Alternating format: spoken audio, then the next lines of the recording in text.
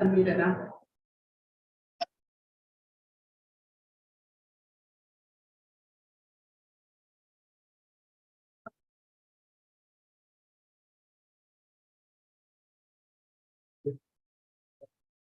Okay. We'll be ready. All right. Well, good morning, everyone. Welcome to today's NBAR meeting. I'll begin the meeting with public comments. Is there anyone in the audience that would like to speak to a subject that is not on today's agenda?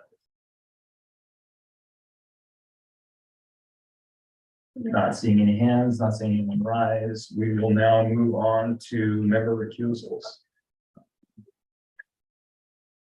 As far as today's meeting, I will recuse myself from the last item on today's agenda. Anyone else? The only one I can participate in is number 3.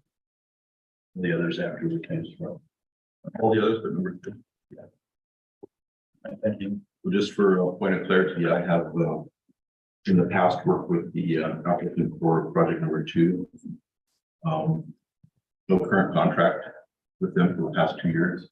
And I've spoken with county council and they're of the opinion that I do not need to recuse, but if you guys feel I should with the audience, then I will. You're fine. No. And for clarity, if we can use the microphones, that'd be great. Thank you. All right, moving on to the agenda status report. I do have a update that I need to make on item number 2. I listed it as Santa Maria and it is in the Vanderburg Village. So for the record. Thank you. Okay, moving on to the approval of the meeting minutes for June 30th. You were given an advance copy of those minutes. I don't think that you have had time to review them. And if so, would you like to make any changes or amendments to those meeting minutes?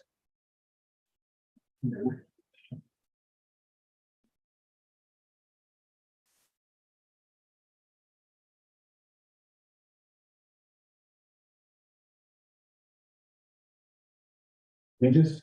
I'm okay with it. Then I'll ask for a motion to approve the meeting minutes for June 30th.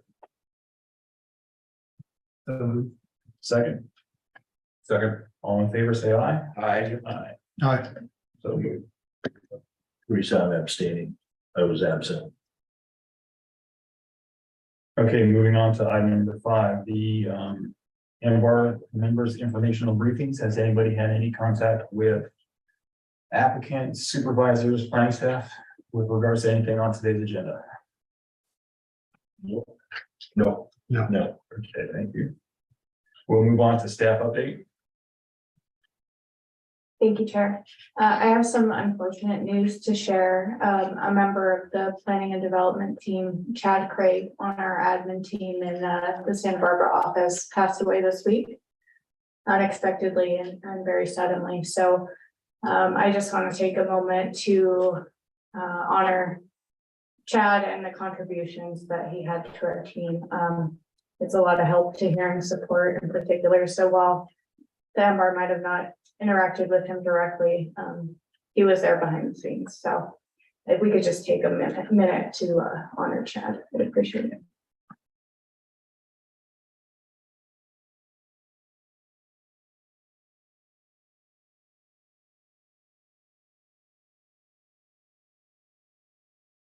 Thank you all. We can move to the standard agenda. Thank you.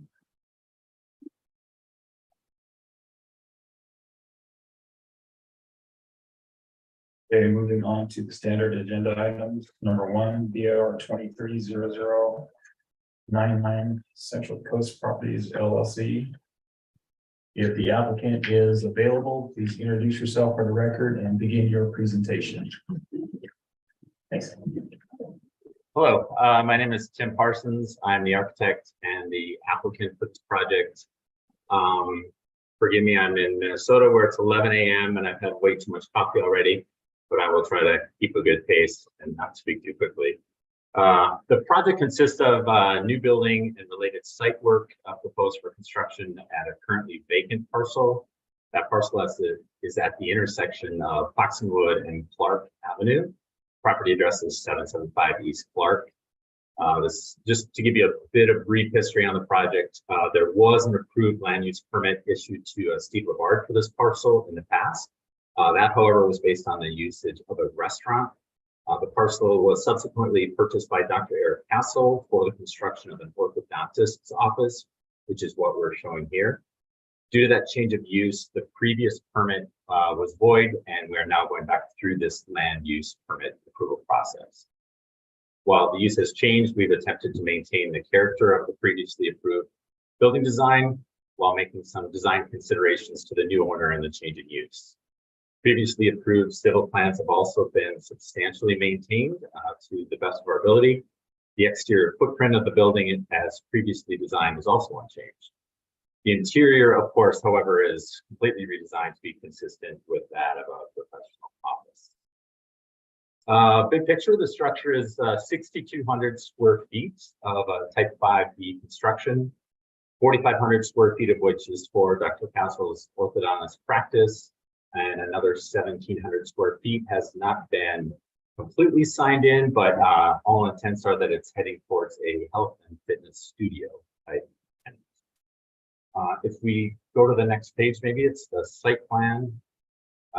We can see that the gross area of the site is about 52,000 square feet, 14,500 of which is impervious, so that's about 27% of the property. Much of the facade is pulled to the property line with some license based on the unique angles and curves of this property occurring at this corner lot. We have widened sidewalks also along both street frontages, and at the intersection of these frontages, we have a long curved planter that you can see and bench that are integrated into the sidewalk and also circuit bridge that transition from street to building. The front porch is also located right up to the sidewalk to strengthen that pedestrian connection, as well as reinforce the human scale of the structure. You can sort of see here also that we've got a wood rail fence that runs along the back of the Clark side yard, while an aluminum picket fence runs along the Clark frontage and also encloses a staff patio behind the building. It's kind of shown in the more grayed out shade area. The staff patio also receives a wood pergola. In terms of parking, there's about 20 angled stalls, which are indicated along Clark and Foxenwood. We did add a median behind the Clark parking stalls. You can see that darker line there. That's as a safety measure to prevent clients from backing out of those stalls directly onto Clark. Trash and recycling are also located behind the building under that pergola, right around the corner in that staff area as well. If you go to the next slide, we've got the floor plan. You can see the two spaces on the right there. The predominant tenant is, of course, the orthodontist office, and the left tenant is undeveloped at this point. The left images of the roof plan. You can see a couple of darker shaded areas. That's for proposed required solar. Due to the left bottom left solar area is on a two-story scaled part of the building, so that will be highly invisible from the road. The other solar area we've got in the northwest corner, but also is pulled way back. You can see about 4 rooftop units there. Those are also pulled back from the facades, and those are behind various parapets and pediments to screen those from view. The next sheet should be exterior elevations. As I mentioned, it is one level, but we've aimed to meet the intent of the Old Town guidelines, which include the appearance of kind of some 2 stories and some more, false fronts, creating those taller facades. All the facades are broken down into masses that are consistent with that Western sort of design aesthetic. Each has a blend of either kind of some clean cornice work or some more detailed, with and without corbels, flashings. Those are composed of either pre-finished metal or like a painted resin type products. We can see the human scale throughout not only the overall building height, but the proportion of the doors and windows. We really shot for that 7-foot head height for the doors and the windows, above which might be some transom windows. But otherwise, that second floor area, I'll call it, does receive some appropriately sized shutters. The Western motif that we're kind of going for here is also expressed through the mix of the vertical board and batten.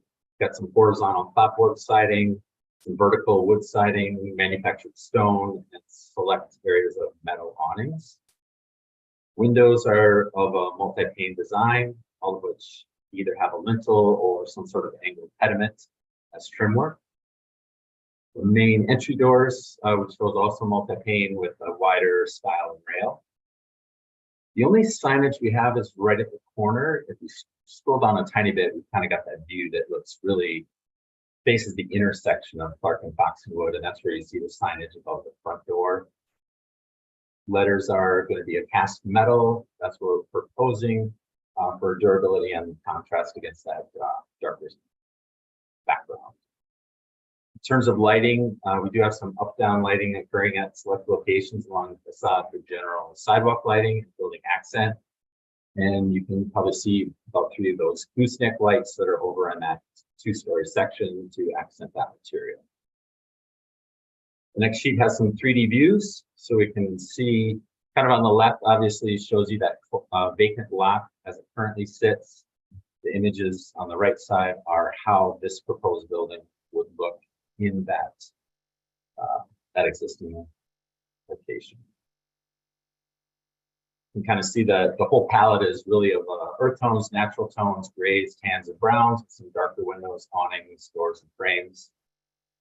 And the last sheet here is really sort of a blow up of the material board, showing all of those tones and finishes that we've used in the previous 3 views. If Anthony is, I see Anthony, you're here. If you wanted to touch on landscaping specifically at this time.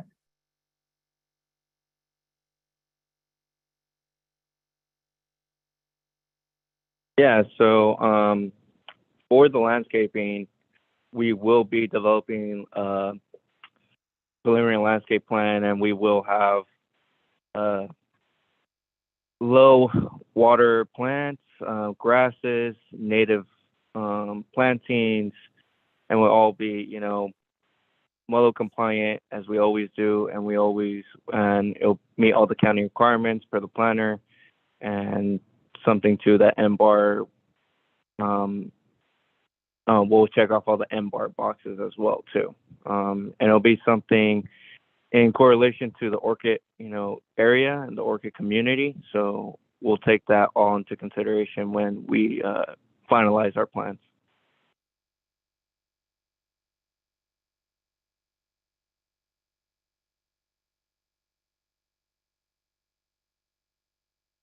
And that will conclude our presentation.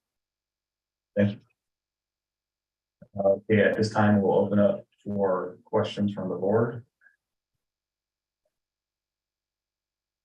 Another question for staff. Is the parking layout like that acceptable to staff?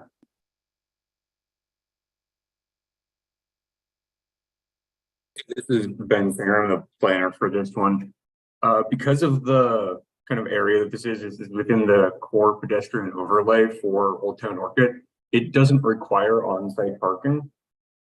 So they're doing street parking, which is fine with us. They'll just have to get that through Public Works and get an encroachment permit and make sure the design's okay with Public Works. Does it currently meet the parking standard? It seems like for a gymnasium and a medical office, parking would be significant, and it seems to be somewhat inadequate. I agree. It's like Los Alamos in the, go ahead, Ben. Just that it's pretty, in the code, it's pretty clear that they're just not required to have parking on site. And I don't know how much, I don't think we have that much of a say in how much parking they provide after that. They just don't have to provide parking on the property.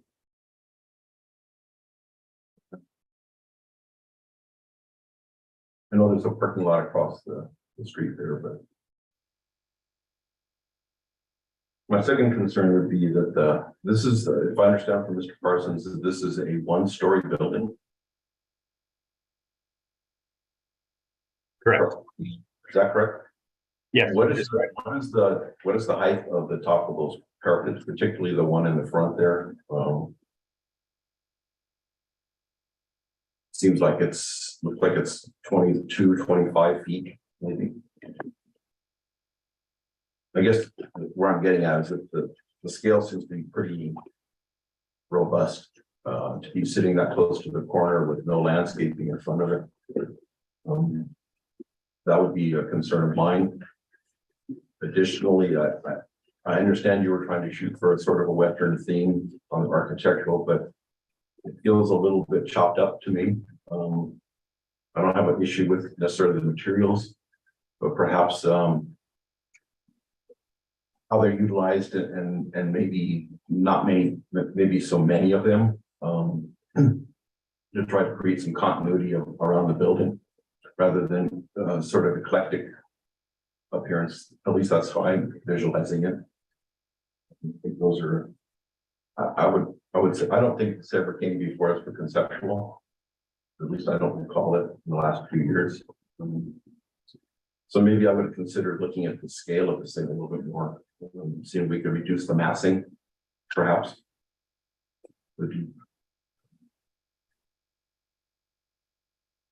Thanks, Steve. Anyone else? Yes, on the site plan. What's the grade change between your building and there's a gravel road that goes to the Orchid Center? Is it pretty flat? Versus gravel road? Existing, from your sidewalk, is it pretty level? So in the site plan, you can see, and Anthony can touch on this also, but there's sort of that triangular shape that is predominantly flat. Behind that, along that diagonal dashed line is where the grade does fall off. So the difference between your sidewalk and that gravel road is what you think?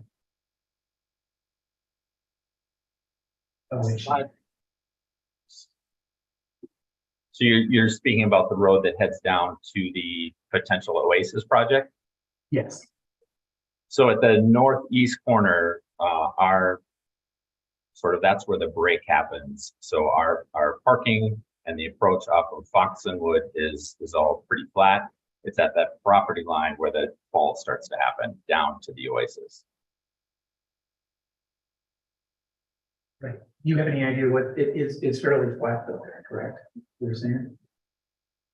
From on our property up to the approach down to Oasis, yes, that is fairly flat. It's once you head down across that property line, that's where the grade changes. And you're gonna have asphalt where the parking is, and then it wouldn't include the driveway to the Oasis Center, right? Correct. Correct. That would not be in the scope of this project. Okay, now to the elevations. In general, I like breaking up the building, but I think there might be too much going on.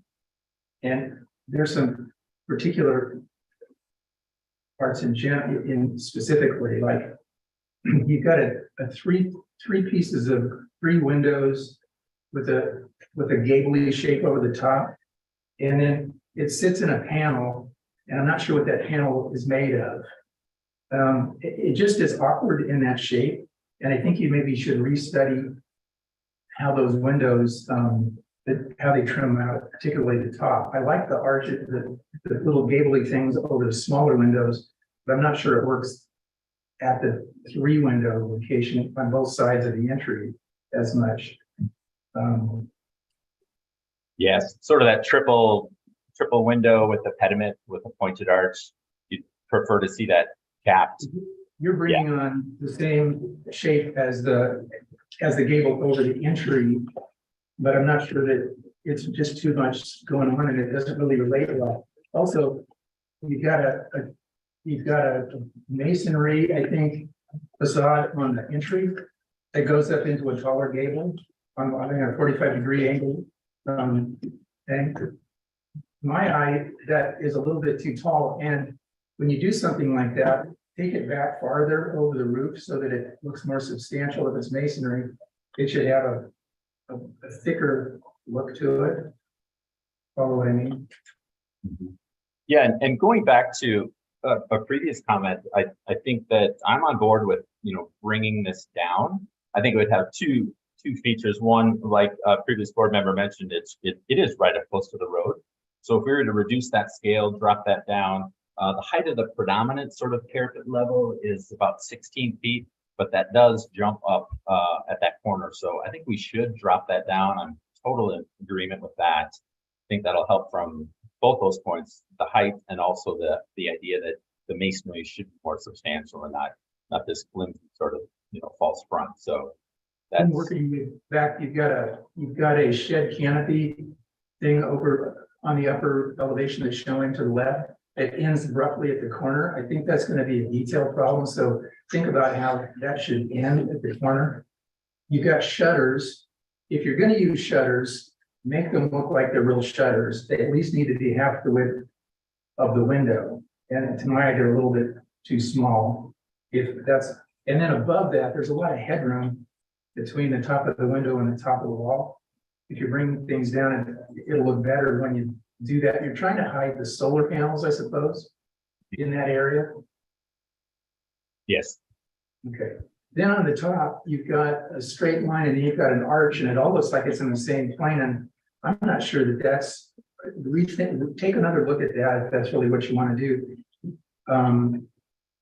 It just doesn't seem like it's just a bump for no sense. It doesn't make any sense to me, really. But take a look at that too. Tim, could you repeat that for me? So you take note on. How do I describe that? The south elevation, the parapet has an arch, and rethink the relationship between the flat and the arch. And I guess it's popping out, but I'm not quite sure. If it is, do you want them to meet at the same plane? Don't know. Yeah, I will. Definitely, we can take a look at that arch. Yeah, it feels like a change in material might be a recessed or it might be proud, but one of the two to sort of justify why the material would be changing there. And You got a lot of materials, a lot of material changes, a lot of little chop up stuff. And you don't want this thing to look cliche, to make it look like it's really made out of the stuff that it's made out of. So when you do brick, use lintels, when you use, beams, the posts on your shed thing might look a little too spindly, maybe increase the dimensions there so they read better. And the only sign you say is at the beginning, because that arch area too looks right through a sign. And I just assumed one was going to be there. So, that's a lot of empty space above there too. the reason, and that is what it's carved out for. The issue is there is no tenant yet, so that would appear in a future signage permit process for that future tenant. When you show it to us the next time, kind of just do a dotted line where you intend to put signage. Don't show the signage, but it helps when you're looking at it to kind of evaluate, whether it's going to be, how it's going to look. Whether it's illuminated or how it's illuminated. Yes. Those are the only notes that I have. Thank you, Jim. Yes. I have a comment. Can you hear me? Yes.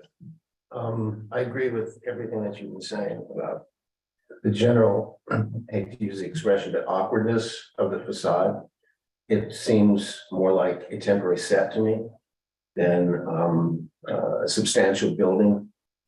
And part of that is the mixture of the materials, which if I look at the color palette as I can see it on the other board over there, it doesn't show up here on the large screen. It just seems like it's the colors are a little depressing. It's not kind of welcoming looking. And the elevation at the corner where the entry to the Castle Orthodontics is, something about that looks more like, I hate to say it, but it looks like the entry to a fast food restaurant. It's not welcoming. It doesn't look welcome. Perhaps something over the entry to give a sense of arrival. And I guess one of my questions is that the actual signage that you're intending to use? Is that like a company logo or something? And if it is, what are the materials going to be? Is it going to be illuminated? Is it going to be painted? What is it going to be? And then just as a general comment, I know the issue of parking is something that we think about a lot. And I understand that it meets requirements, but it seems a lost opportunity. There's a significant amount of space in the back that looks like it's not going to be used for anything, and it would be an opportunity to get some cars off the street. Thank you.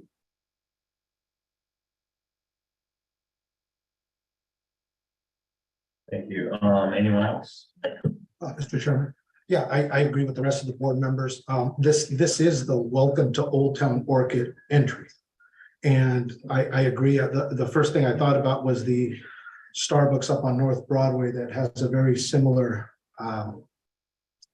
elevation on the it would be the east side. Doesn't seem like the east side and the south elevation are they don't complement each other. And I agree again with board member Reese and board member King. But this is the welcome to Orchid. It's as board member Nicola said, it doesn't feel welcoming to Old Town Orchid. This is the first thing you'll see as you make that right off of 135 or come down westbound on Clark. The other thing also was the parking for me. I know they have that median there, that 2 foot 6 inch median, 2 foot wide, 6 inch height. It looks like.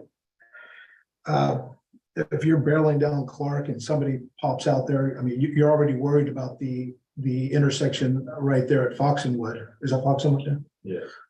Plus the entry from 135 off ramp. So there's some conflicts, I think. To add that into the mix might not be a safe decision. Anyway, those are my comments. Thank you. Lastly,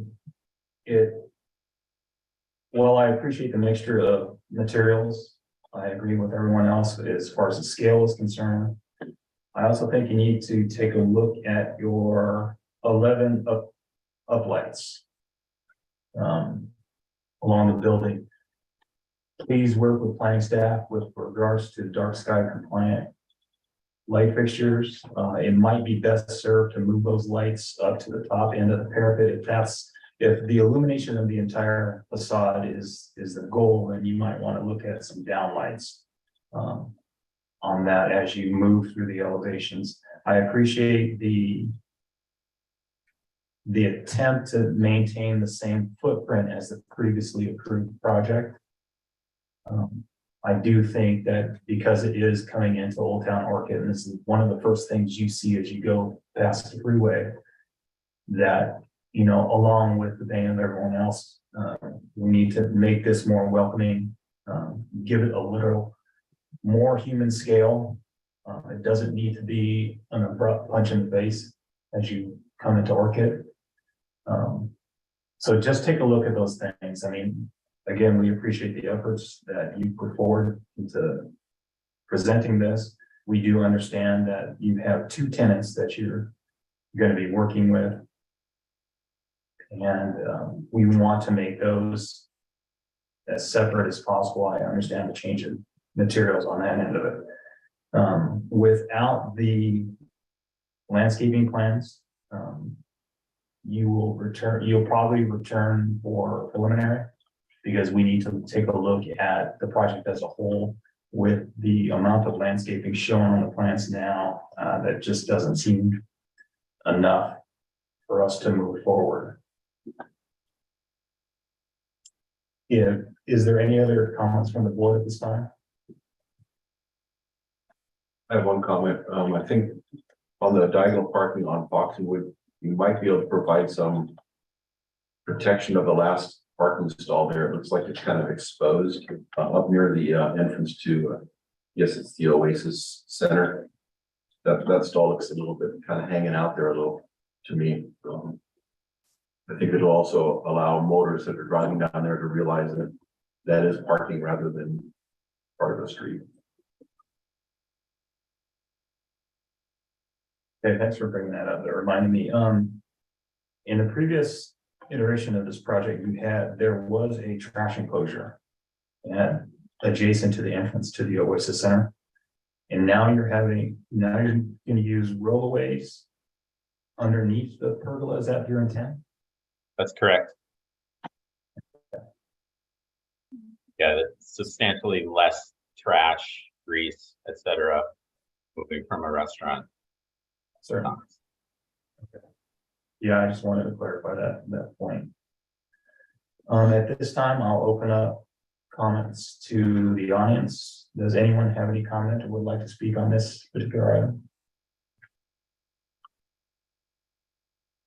Have a quick, okay, comment regarding, this is in the Orchid, Old Town Orchid streetscape, like the design guidelines, and I think we might be required to have the trash enclosure. The bins can't be visible from Clark or Broadway. And the trash enclosure shall be 6 feet high and of the same materials where visible as the main structure. Thanks, Shannon. Anyone else? Chair, we do have a raised hand. It's a Jay.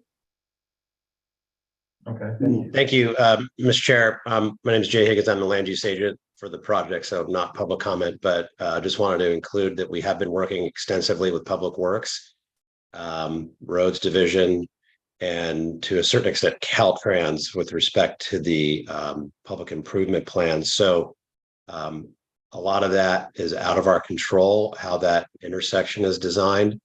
Happy to share that when we return, what that is going to look like, but that has been under review by Public Works for a significant amount of time, of course, with the previous project and now again. So appreciate your comments on that, but when we return, we may be able to show you something, but it won't be as flexible for us as on-site improvements. So just keep that in mind.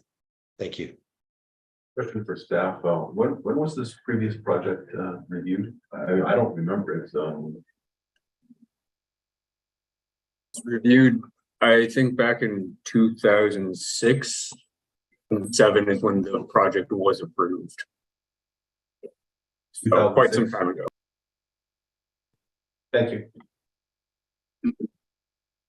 One last question or comment. Just visually, there is so much concrete on the front. It's just almost glaring. I don't know what the intention is for the surface manipulation, what the intention is, whether or not the landscaping can be pulled out a little bit without losing visibility or traffic going in both directions.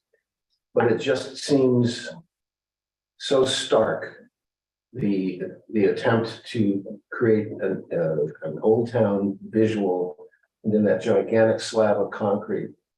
I don't know if anybody else feels that way, but it strikes me as being a little odd.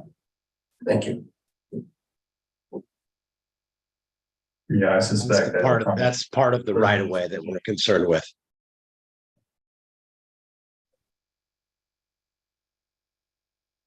Well, if the board has no other comment at this time, thank you for your presentation. Please work with planning staff with regard and Public Works with regards to probably a better picture of what it's going to look like when everybody has their say. And we appreciate your time. Thank you. Thanks, sir. So do you need to take a motion for us to return for prelim? Well, one of the requirements is that you have a landscape plan as part of the package. Although you have landscape called out on your site plan, it's really not a preliminary landscape plan that we need to look at. Staff, can you help me out on whether this requires a motion and a vote to return for preliminary? They're already agendized for preliminary. Right. So we wouldn't need a motion to return for further preliminary review. Thanks. Thank you. Thank you.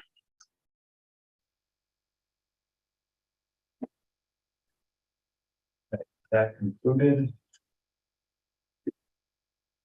We'll move on to agenda item number 2, the 23-00105, the Constellation Land Development LLC.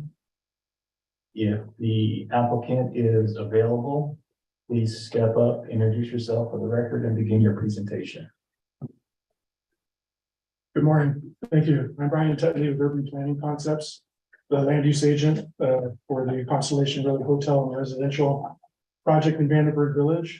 I'm joined today by Adriana Cook, architect with Era Studios, will be making their architectural presentation, and 2 members of ownership, Chris Patel and Pedro Cordova.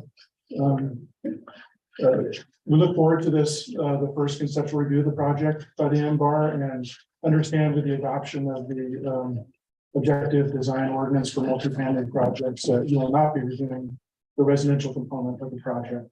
That's just limited to the hotel type. So I guess this is the first project to come in under that process, my understanding. So I'll turn it over to Adriana, and of course, the whole team is here for any questions you might have. Thank you, Brian.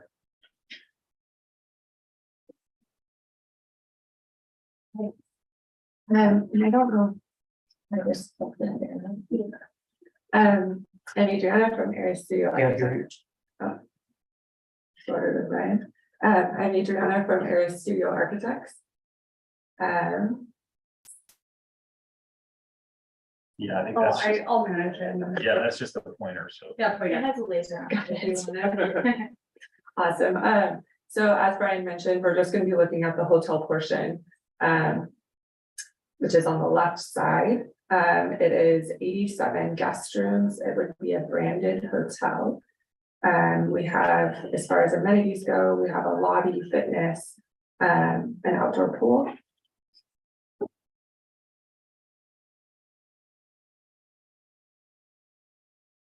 And need to go back, sorry, go back to the site one for 1 second. And so just to clarify too, we've got our own entrance aside from the multifamily portion on the right. It connects up at the top for fire access only. And we meet all of the requirements for setbacks and things like that. We've also oriented the building perpendicular to Constellation, which allows us to get the multifamily on the right side adjacent to the park, but also kind of gives a buffer from the adjacent residential uses. And we are able to get enough landscape around the building to provide buffer from parking to guest room units as well, which helps soften the 3-story building.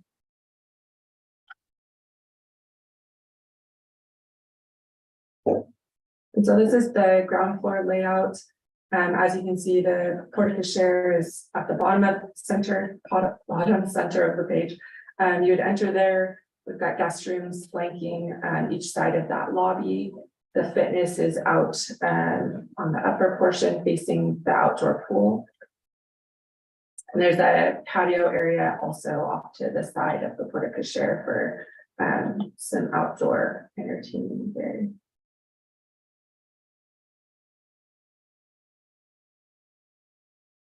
And this is the upper 2 floors.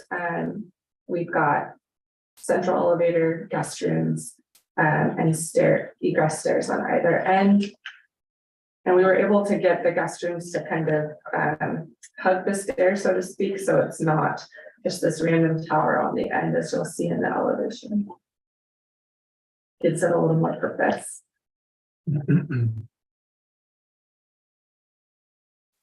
roof plan, we've got parapets guarding or protecting the solar panels as well as the mechanical equipment. So the goal is to have everything hidden via parapet.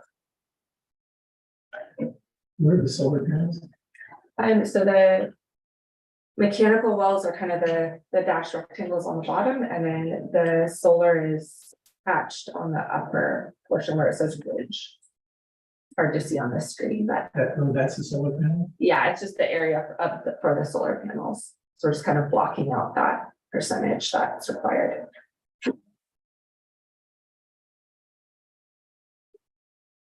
And then for the elevations, we've got integral P-track louvers in our window systems to make them look like a more substantial window instead of separate louvers. We've got elevated palette with some stone veneer on the, you can see on the right and the left.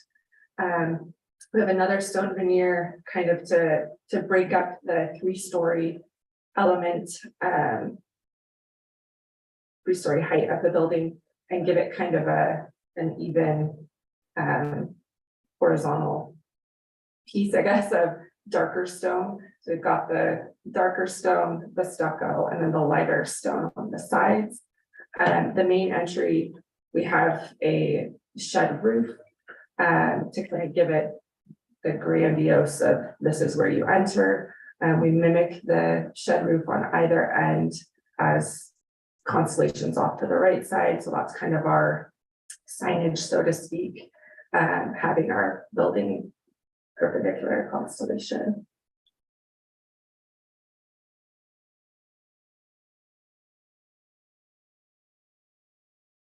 And then as you can tell, this is a four-sided architecture. There's no back to our building. We've wrapped around the elements all the way. It also plays off of the multifamily. I know that's not under review, but they complement each other. But they also maintain their own identities. So that was something we've considered as well.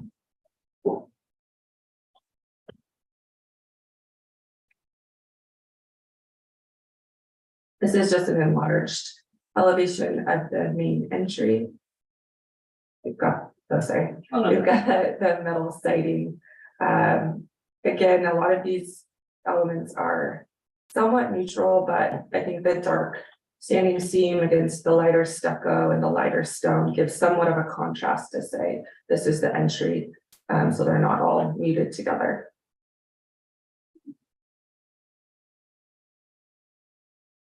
And here's a rendering of our entry, the parking lot entry off of Constellation. You can see the end is kind of where our hotel signage would be if you were driving up and down Constellation, and the main entry is off to the left there with the porte-cochere.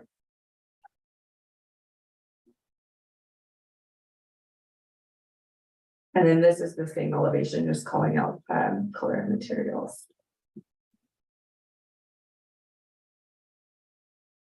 And I believe we also, since we're not looking at the residential component, I believe there's a rendering looking at the residential entry, and you can see the hotel beyond. I have this for a little bit, but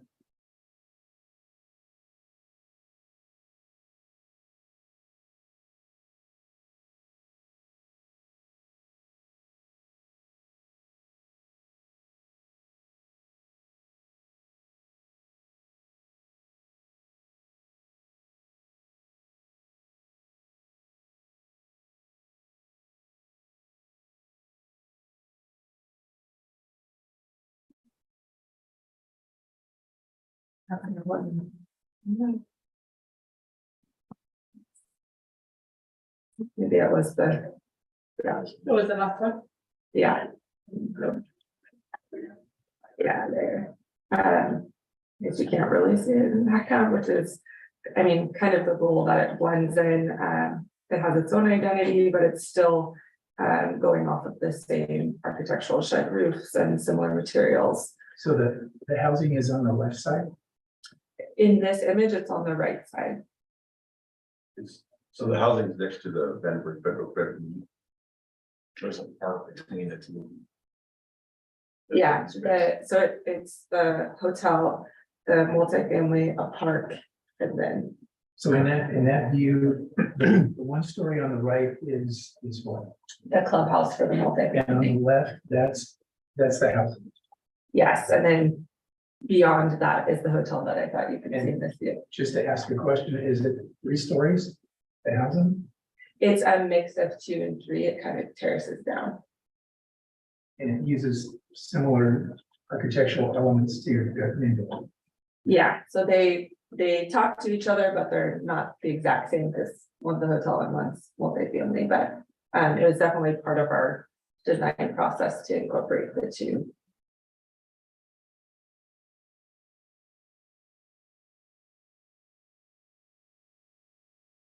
That's our presentation. And I'll be- One quick question Yeah. is, if you go back a couple of the drawings, there was a enlarged drawing of the front of the hotel. Mhm. What's the elevation that was off to the right-hand side? I couldn't quite read it. Or the dimension, I should say, not the elevation, the dimension.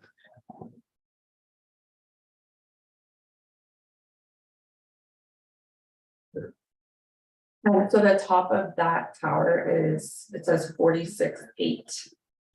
And that's just the shed roof. Top of the edge there. Yeah. Gotcha.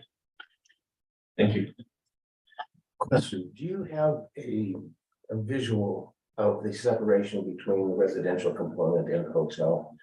Looking down the space between them rather than, or an overhead? I kind of wanted to see what the division is going to be, what the separation material is going to be. What's in between the two parking lots? Yes, well, between the two elements. It can't just be parking lot. Yeah, we've got in the site plan, we've got a pretty good landscape buffer that will be lined with trees. Yeah, either one. So the broken line next to where the pool area is that a fence? It will be. So the multifamily will be gated and fenced. Is it going to be a wall or is it just a fence?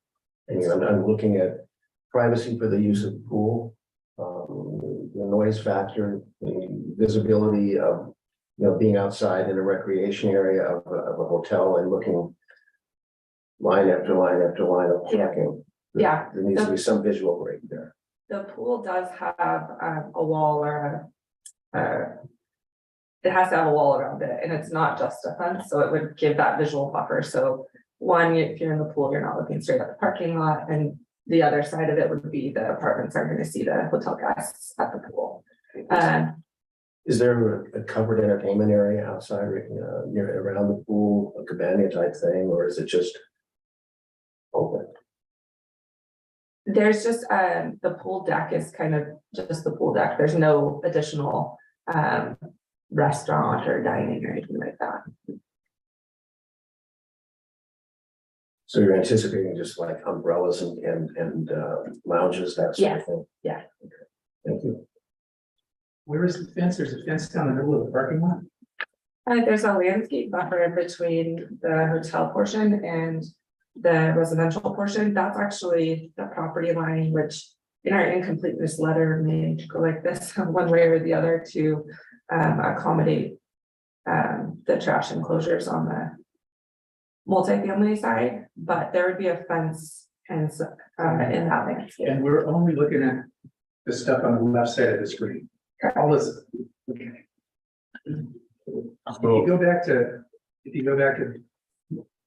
A 3.6, your entry, does that entry, is it a key that comes out substantially towards us? It does, and if you actually go one more to the rendering, I believe you can see it. Sorry, down. Yeah, you can see it off to the left. Yeah. So it is a cantilevered porta cochere, so the cars can drive under and be protected for drop off, check in. And there's also an entry on the right side where the sign is.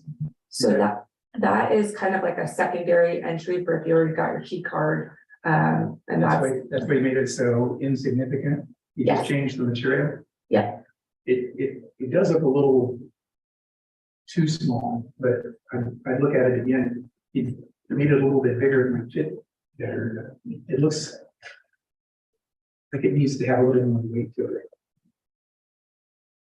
I think the tricky part is not wanting guests to go there before they go to the porta cochere, so it's kind of like That's the thing why I was bringing you back to that entry, because it doesn't look where you're actually entering is to the right, doors on the right. And that's not where the main entry canopy is. It's on the left. So Well, I think that entrance. it needs to be more obvious where you're supposed to go. Because that got me mixed. Okay, we will definitely take that into consideration. Actually, I'm not getting any visual clue that Horse Cochere is actually something you could drive through. It looks like it just hangs over the parking from this elevation. I'd want to see that a little bit more carefully laid out. Again, it's a sense of arrival. And it's a fairly large hotel. And the jumble of people arriving, unloading, taking luggage. And I would imagine it's going to be a service hotel where they will have people to help you carry things in. It's just, it seems a little inadequate, and perhaps I'm just not seeing it. Might be the angle that we're at. I know on the site plan, it does show it dashed in over the loading zone. So I don't know if, I think I'm also imagining the flow of traffic through there, because right now everything looks sort of perpendicular parking. And see where the red car is there? Is that where they're supposed to be driving through? Because if it looked right now like there's parking right in front of the hotel. I don't know if we could go to the site plan, maybe we can. I think the angle might be deceiving.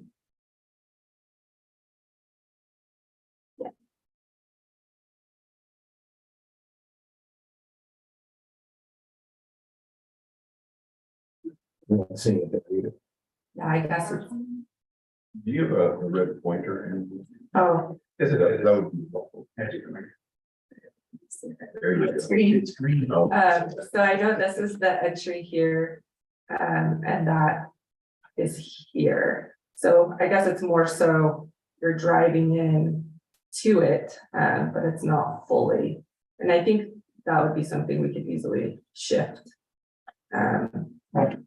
Right, quite frankly, it looks like a traffic jam waiting to happen. Okay, I think you just need to study that roof element there and make it a little bit more maybe robust.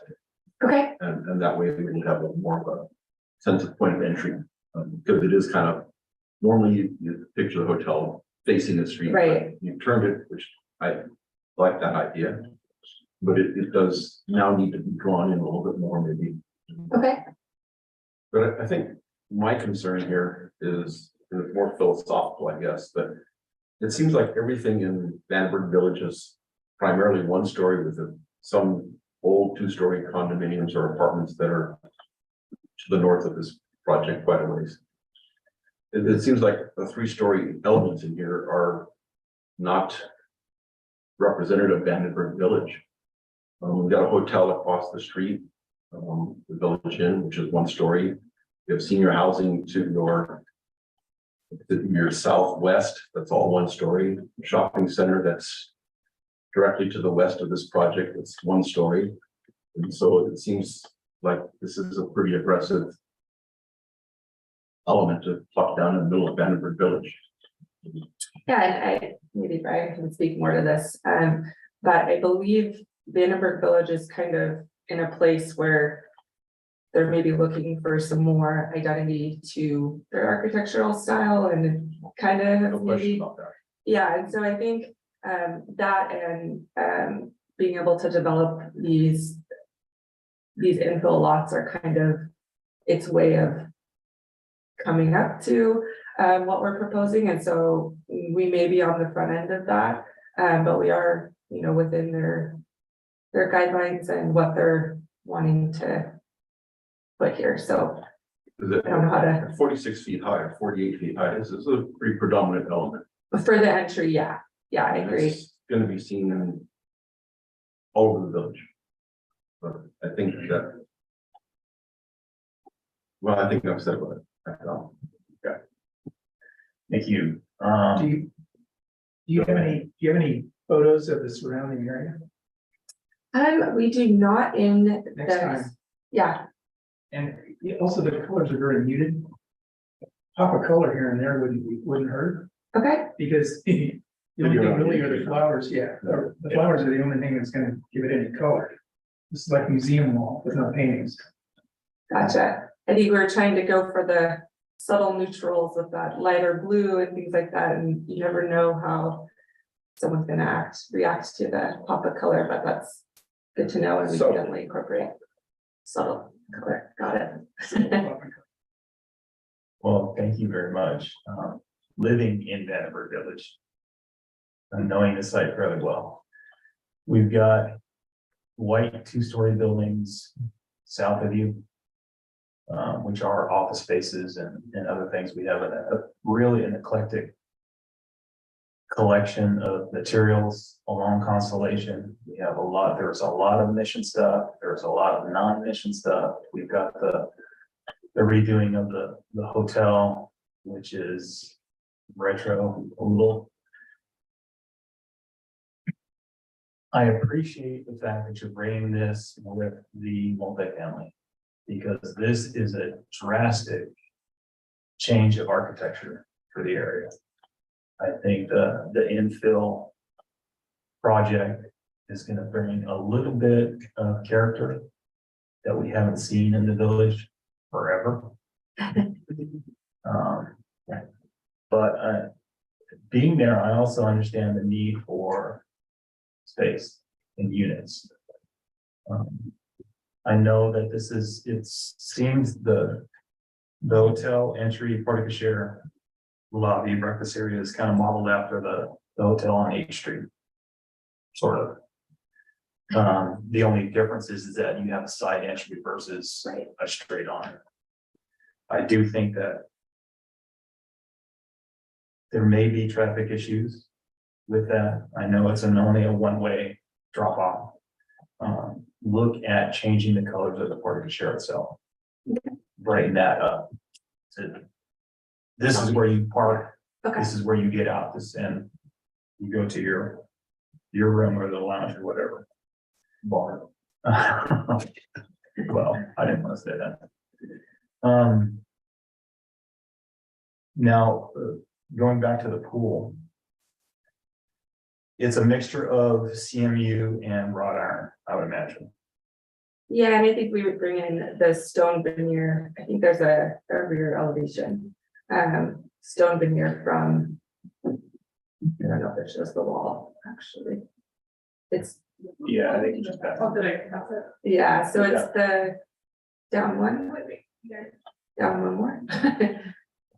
So it's that wood like siding, with kind of that's where you would come out where the fitness center windows. Okay. And then the stone veneer would be stone veneer with a metal gate, and I guess we just don't have it shown.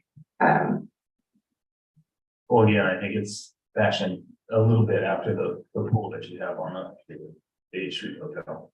Sort of like that. Yes. I mean, you can see the pool area as you walk into the hotel, but Right. it's not really that obvious. Yeah, and I think that's kind of, I mean, it's not ideal for hotel goers to have a pool in the parking lot, so to shield it from that is a big deal with the landscaping and the higher wall towards the parking lot. And the equipment, the equipment area is not really a building, it's just a fenced in equipment area, right? We would have the equipment enclosed. Enclosed in the fence, or is it gonna have a roof?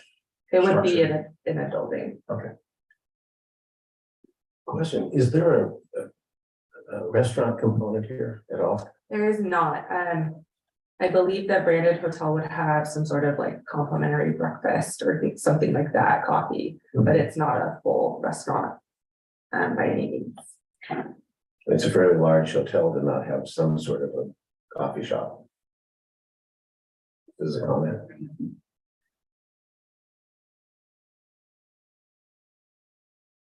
It's good. Can we go back to the site plan real quick for a second?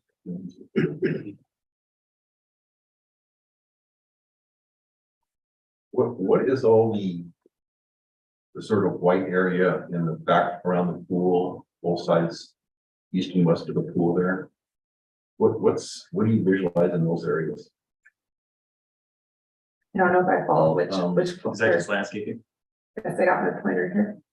That This- area, that area there? and- That's a walkway. Well, all that white area around it there? This is all landscape. Okay, and then north and south of that, or that area there? Landscape and landscape. Okay. So there's quite a bit of landscape buffer for the hotel, to be honest, which is nice. Do you have the landscape plans we can show? We just have this preliminary. We do have a landscape architect on board, and we will be WILO compliance and all of the good things. So, we're in the process. I would compliment you on that amount of landscape buffer we can see. Yeah. Okay, is there any other comments on what?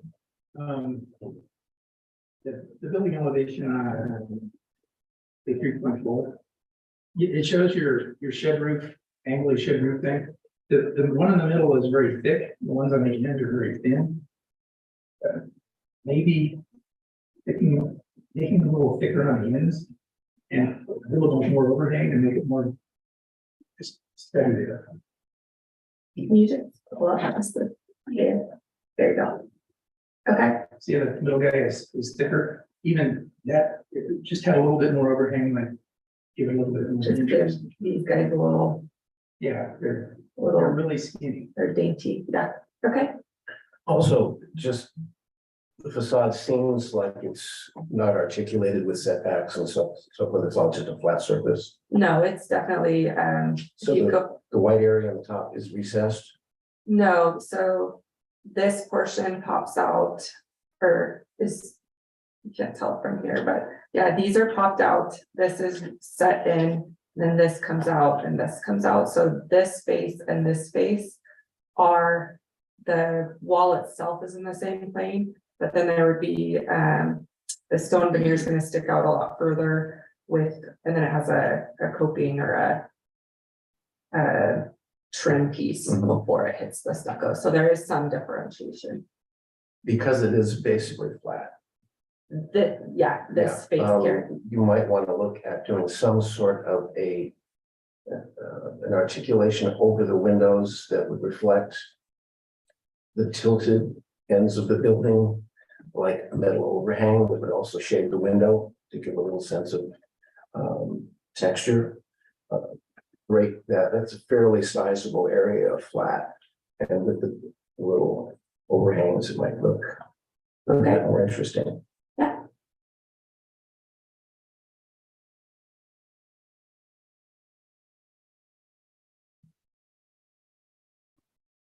I hate to say it, but can we go back to the entryway again? I mean, it's bothering me. I mean, I'm thinking what it would be like to arrive at this hotel. Yeah, let's go back. Right here? Yeah, I mean, it's sort of, there's the entry, which there's this, what looks like a tiny area to drive in to drop off luggage or to pick someone up. And there's quite a bit of parking and perhaps this whole area right there in front, to lose a little bit of the parking, but to create more of a sense of arrival there with a turnaround that could be landscaped in the middle. And a car could come in, drop off, and then turn back out and go back out to the parking area one way or to the other area. Okay. I think we have 87 guest rooms and 108 parking stalls, so we definitely are over parked, and so that's something that we could look into. It would also give you another element for some signage on the street there, because if you had a low wall there, for instance, with some lighting that gave a sense of arrival. Okay, yeah. I like that idea. So the parking area in front is about 45 feet long.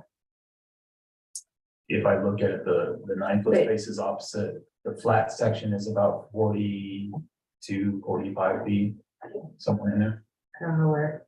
Well, right where it says entry and loading, Mhm. that's a distance of about 40 feet. Oh, this way, yeah. Yeah, it's about a little over 40, because I believe parallel parking would be an 8 by 20. Right. And so the idea is you could get 2 cars in there for loading. So that overall is about almost 70 feet from parking stall to parking stall on the south to parking stall on the north. Somewhere in there.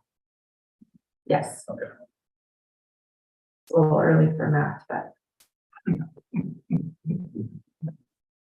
Well, just to get a sense of scale for it. Yeah.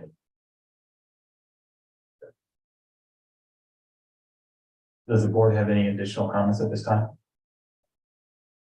Okay, I'd like to open it up to another. Brian, you want to talk before I open up to public comment? Hi, Brian Tedley again, Urban Planning Concepts. I just, before we finish this conceptual review, I just want to get a sense, hopefully, from the board about design direction, because we heard some comments about this is a significant structure in decades for Vandenberg Village, and issues about potential compatibility, and also heard we're having something more modern, which is, I think, somewhat exciting for the community. And so I think, especially since you're not looking at it, but we're looking at a project that we want to be consistent right across that fence there. If you feel that this is a good design direction, I'm hearing some comments about minor changes, but the overall design direction for this more modern versus maybe a mission style or something, that would give the design team relief that we're in the right direction, and just making sure we respond to the other comments. That'd be great to have that. Go ahead.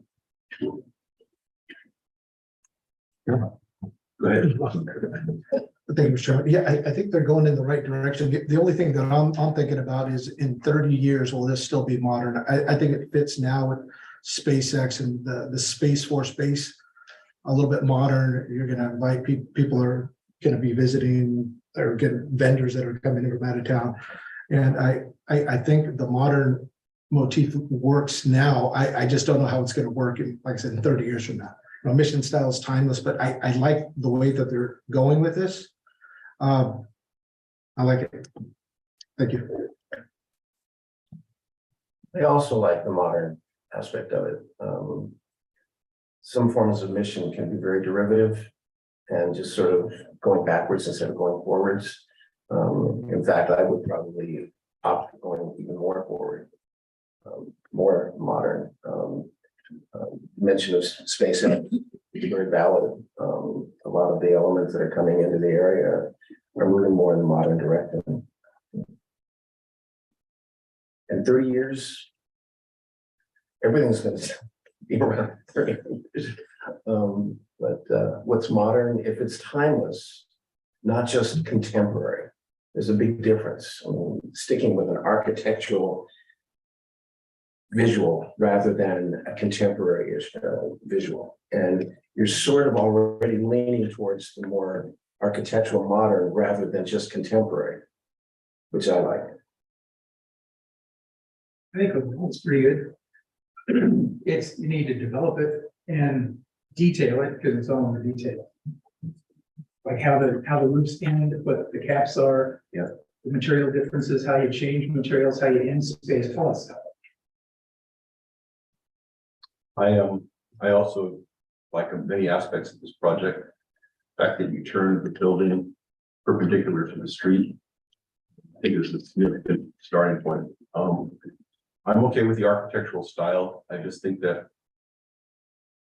as an architect, we always want to have purpose for what style we choose. And so I don't have a problem that it'll be out of date in so many years, because it was purposely done for a particular function.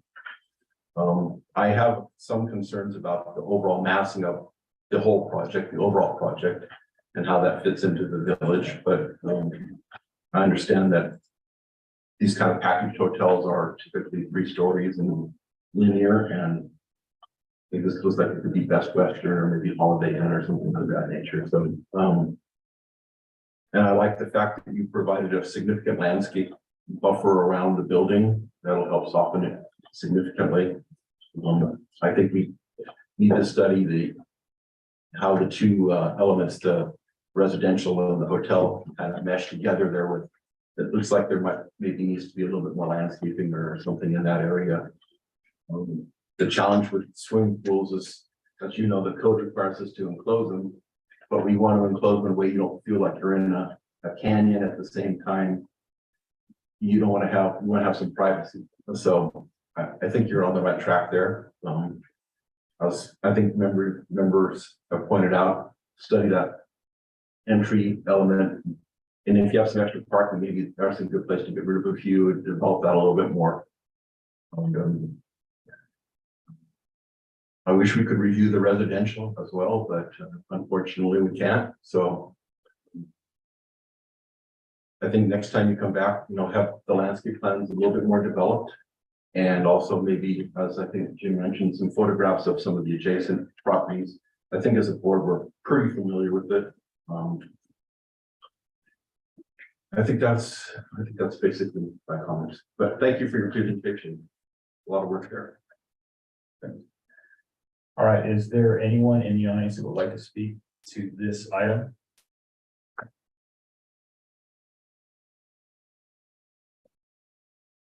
Chair, we do not have anybody in the audience and we do not have anybody online. Thank you. Thank you. All right. As you guys are agendized for conceptual review, we are merely providing suggestions. We're not giving you any kind of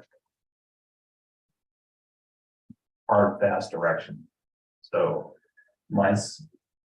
just take those suggestions, come back to us. I know that this is going to be a lengthy process, only because you're doing a lot line adjustment and a change of zoning. Is that correct? Okay, so we've got some time to develop this. I think you're going in the right direction. I mean, I live in the village. On a good day, I can hit that lot from my house with a golf ball. Most days I can't. But I like the look of it. I have respect for the Spanish style. But we've got a modern hotel that's being revamped. We've got we've got some eclectic features that are out there now. I appreciate the direction you guys are taking on it. So just take that in consideration and good luck with it. Okay, guys. Return for further conceptual. Well, I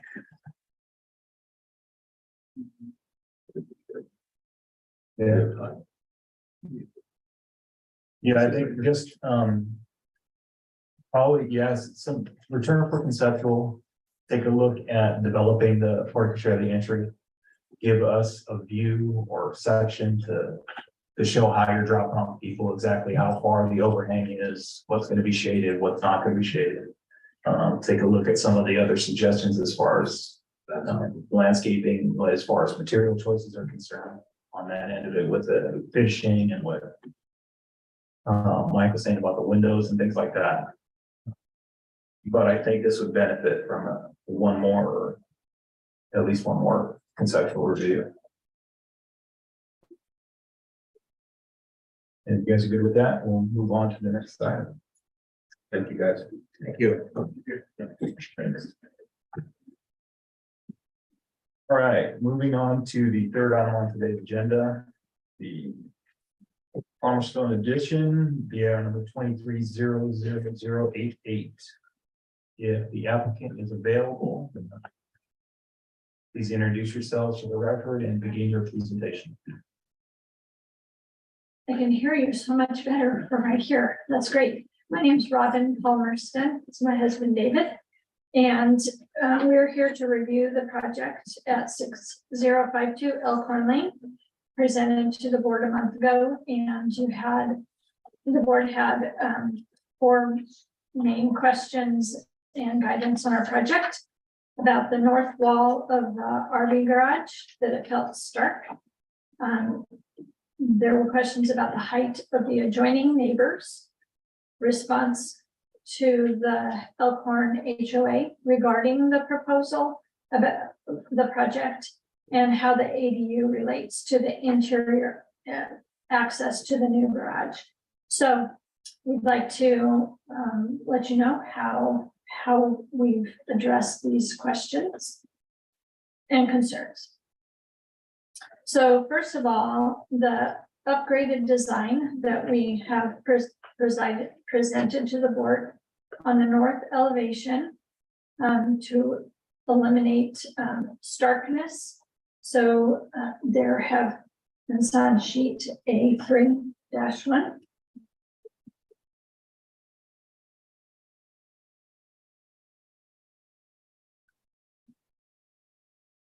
The top of that one. Yeah. right there. So we added vertical stucco features at 6 places along the wall. And added a hip roof on the east end to shorten roof line. So now the RV garage has 2 hip roofs. Okay. And then the board wondered about the height of adjoining neighbors. So the highest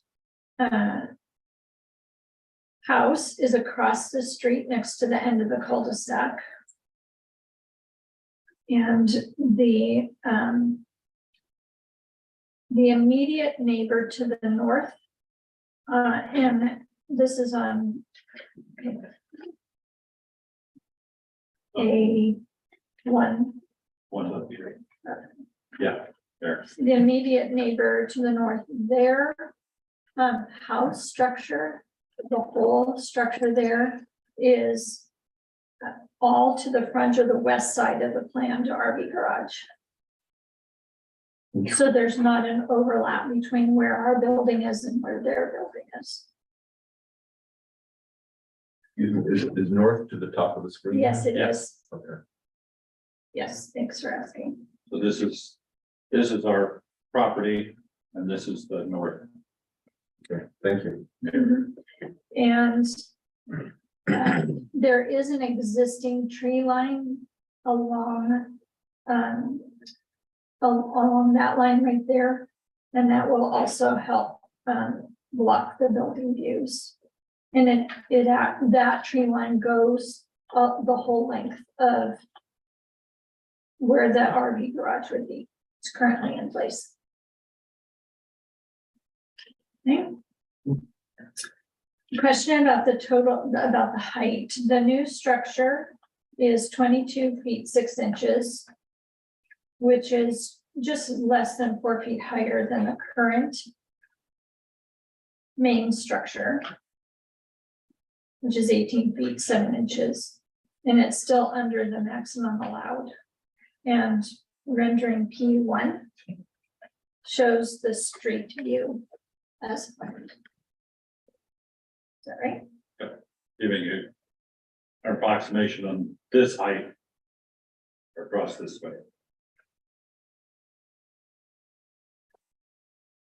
Great. In regards to the Elkhorn HOA, we received feedback from them on July 3rd that they have no issues with the plans or conflicts with the CC&Rs, and they thought that the renderings looked wonderful. And we received signed substantial conformance determination document from the planning department on July 6th. And we received verbal confirmation from the planner regarding the ADU access to the new garage. And that the ADU can have access, interior access to the garage, since the residence already has a garage that's separate.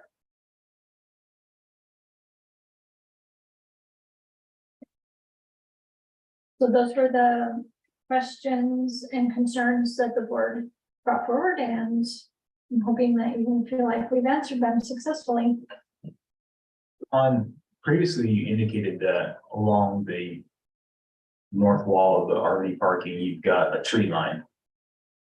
Are those trees on your property line or are they on the other property? On the other property. And you don't have any trees on your property. Is that correct? Along where the building is, We have a hedge. just a hedge. Is there a masonry wall or some kind of retaining situation there, or is it just sloping, or is it all basically level? It varies from the back, it's on the same level as ours.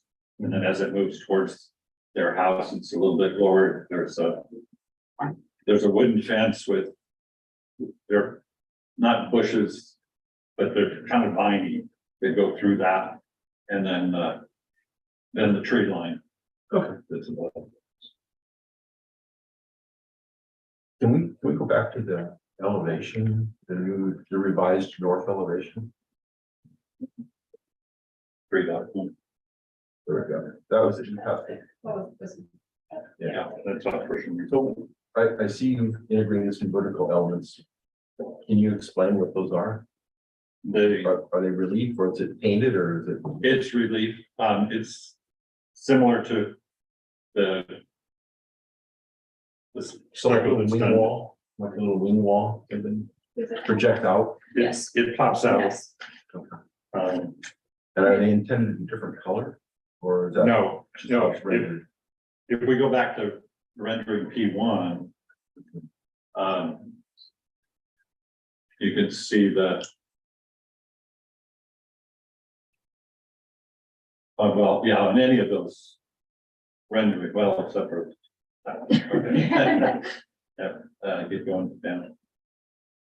Go. Correct. P1's just the next page. So they'd be stucco, It is stucco. projecting out, about 6, Yeah, 12 inches, something, whatever. yeah, it's like 6 to 8 inches, Okay, and it would be similar to the horizontal line that's here, but not painted a different color. but not painted with. Oh, thank you. Yeah. Okay, and then we can go back to that elevation. So I think that's where my concerns were before. Mhm. I think it was a significant step integrating a hip roof on both ends of that garage. You can see it makes the scale feel already a little bit Yes. uniform with the rest. And what is this, the upper horizontal band there? Is that runs across, oh, that's the existing beyond? Yes. Oh, Yeah. okay, okay. So. So these dotted lines are Okay. to give you a concept of the existing height versus the new. Well, I think you made a significant improvement there. I would still suggest maybe raising the windows, but that's, I'm not gonna. I know, but I think they could be up higher. They're not so much for ventilation and they're mostly for light, I would Yeah. assume. And in where they are right now, the bushes, trees in front of it, substantially block that. The higher they go, the more possibility if somebody stood way back, they could, but I'm not too concerned about that, to be honest with you, but I think just from, to me, it feels like they could be higher, but that's, I guess that's just a yeah. personal opinion, but. That's Okay. going on again. Thank you. I have no other comment. Any other members?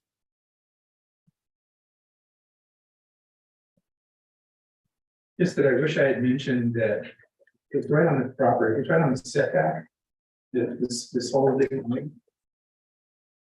To the drafter of the circuit board, that you can side yard setback average.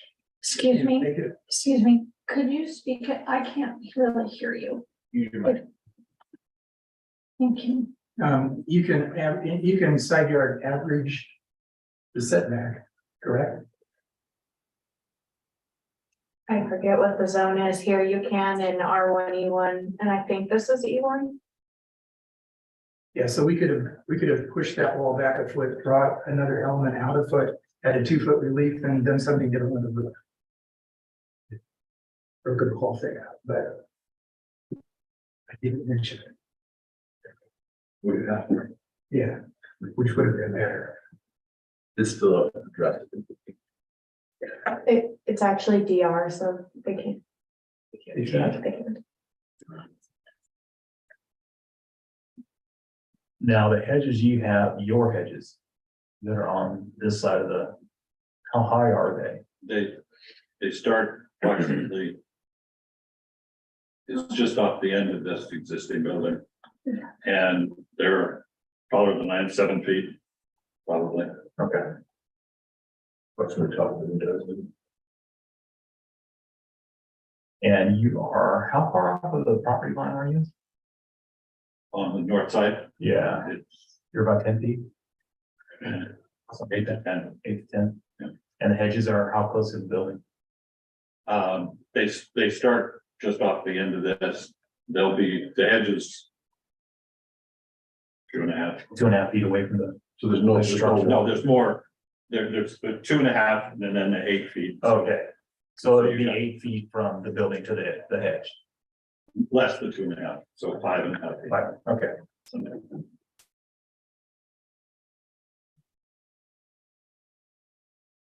Yeah, I think you might want to consider just raising the windows a little bit, because I mean, one, it's not gonna be for view, it's just gonna be for light. And if you've got a 7-foot hedge that's 5 feet away, you're probably gonna get just shadow. Yeah, so, Okay, yeah, Definitely, I mean, you're gonna balloon frame the wall, so it's really not a big issue in terms of where you put those in terms of your framing and your lateral design. It'll all be the same, whether it's a high or low. okay, In fact, it probably works out better lateral if they're higher, you can strap below and then kind of. Anyway, you can. yeah, thank you. Actually, with that in mind, as long as we're talking about the window, the slightly elongated window might actually not only let larger light in, but it might look more appropriate proportionally. In other words, the 3 windows, if they were more rectangular. okay, okay.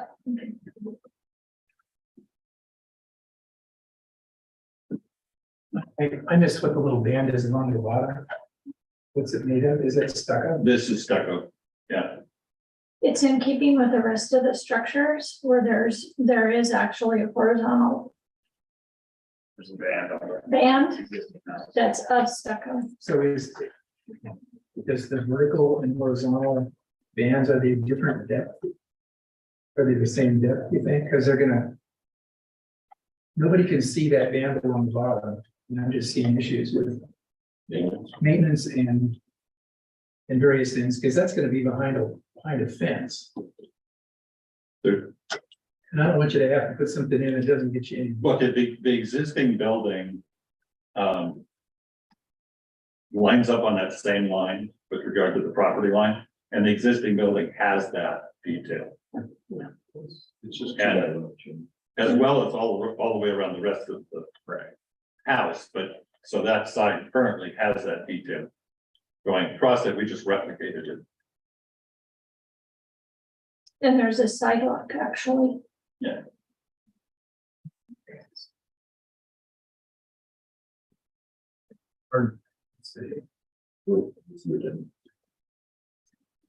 Did you say that there was a sidewalk outside this north elevation? Yes, Is there any lighting there?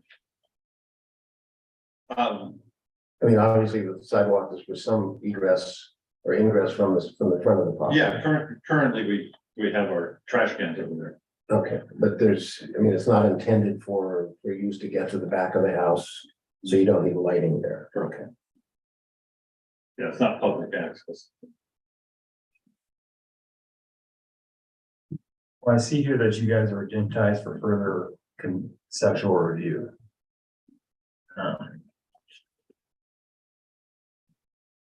Does the board have any other comments at this time? I do not. Is there anyone in the audience that has comments at this time? We do not have anybody in audience today, and we do not have anybody online. Thank you. With that said, I imagine you're gonna have to work with your planner to be agendized for preliminary and then final approval. So there are a couple more steps that you need to take. I think with the comments and the revisions that you guys have made, those should be fairly quick. Unless again, Can we agendize for preliminary final same step? if you have no comments at this time, I don't see why we couldn't. Francisco's on the line too. This project required a substantial conformity determination, which we can ask him if it's already been approved or not. If my guess is that we're at the LEP stage and this is the last thing we need, Right. but I'll turn it over to him if that would be helpful. That'd be great.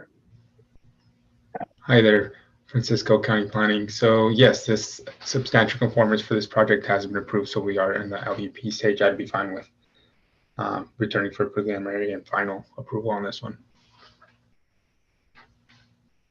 Okay, thank you. So with that said, work with your planner, agendize yourself for preliminary and final review. The plans, you have the vertical and horizontal banding, the horizontal banding that's consistent with the existing house. The vertical banding is now being added to this side of the building. We want to make sure that the plane of the horizontal and the vertical are the same. So that you won't have detailing issues and all that stuff. Why don't you say that again? They're the same? Well, in the same plane, But the, the pop out itself, the vertical and the horizontal.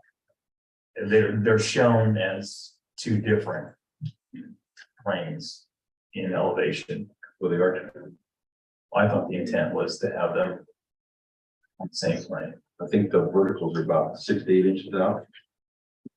Yeah. And the horizontals are just Only by two.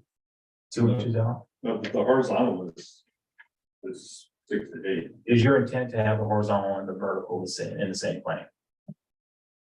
If that's okay. Oh, I mean, if that's what you want. Yeah. That's what I'm asking. Yeah. The horizontal is 6 to 8 inches out.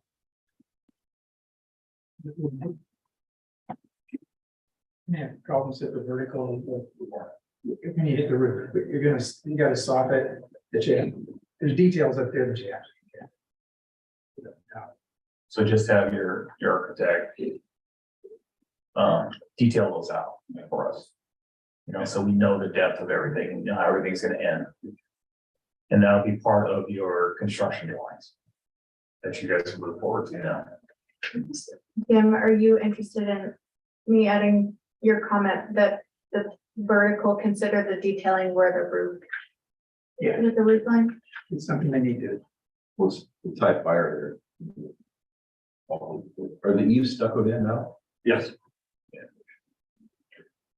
it just depends on how wide they are. Well, that's the thing, so, just think about it.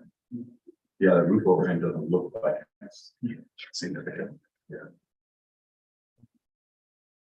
I think unless you guys have anything else, I think we're good with what you guys are presenting. Okay, thank you. Thank you very much.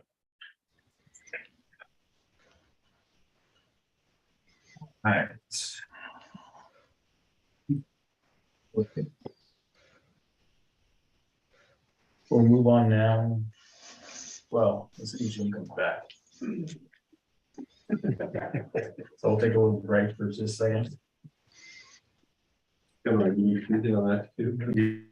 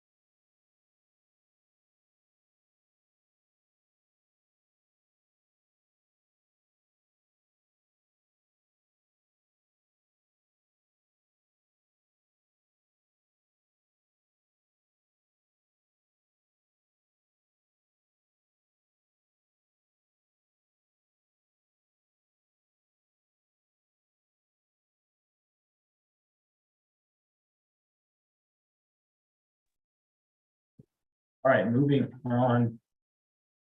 Hello? All right, moving on to the next item on the agenda. BR number 23-00114, the Orchid Gateway Retail Center and Gas Station. If the presenter is available, please introduce yourself for the record and begin your presentation. Yes, Craig Schaefer here. Can you hear me okay? Yes, we can. Good. Good morning, members of the board, planning staff. My name is Craig Schaefer, and I'm with PM Design Group and the sector lead for a fueling division. Along with me today are the owners, Tiffany Barnick and Skip Barnick, our project manager, Chris Brown, and assistant project manager, Melissa Spooner.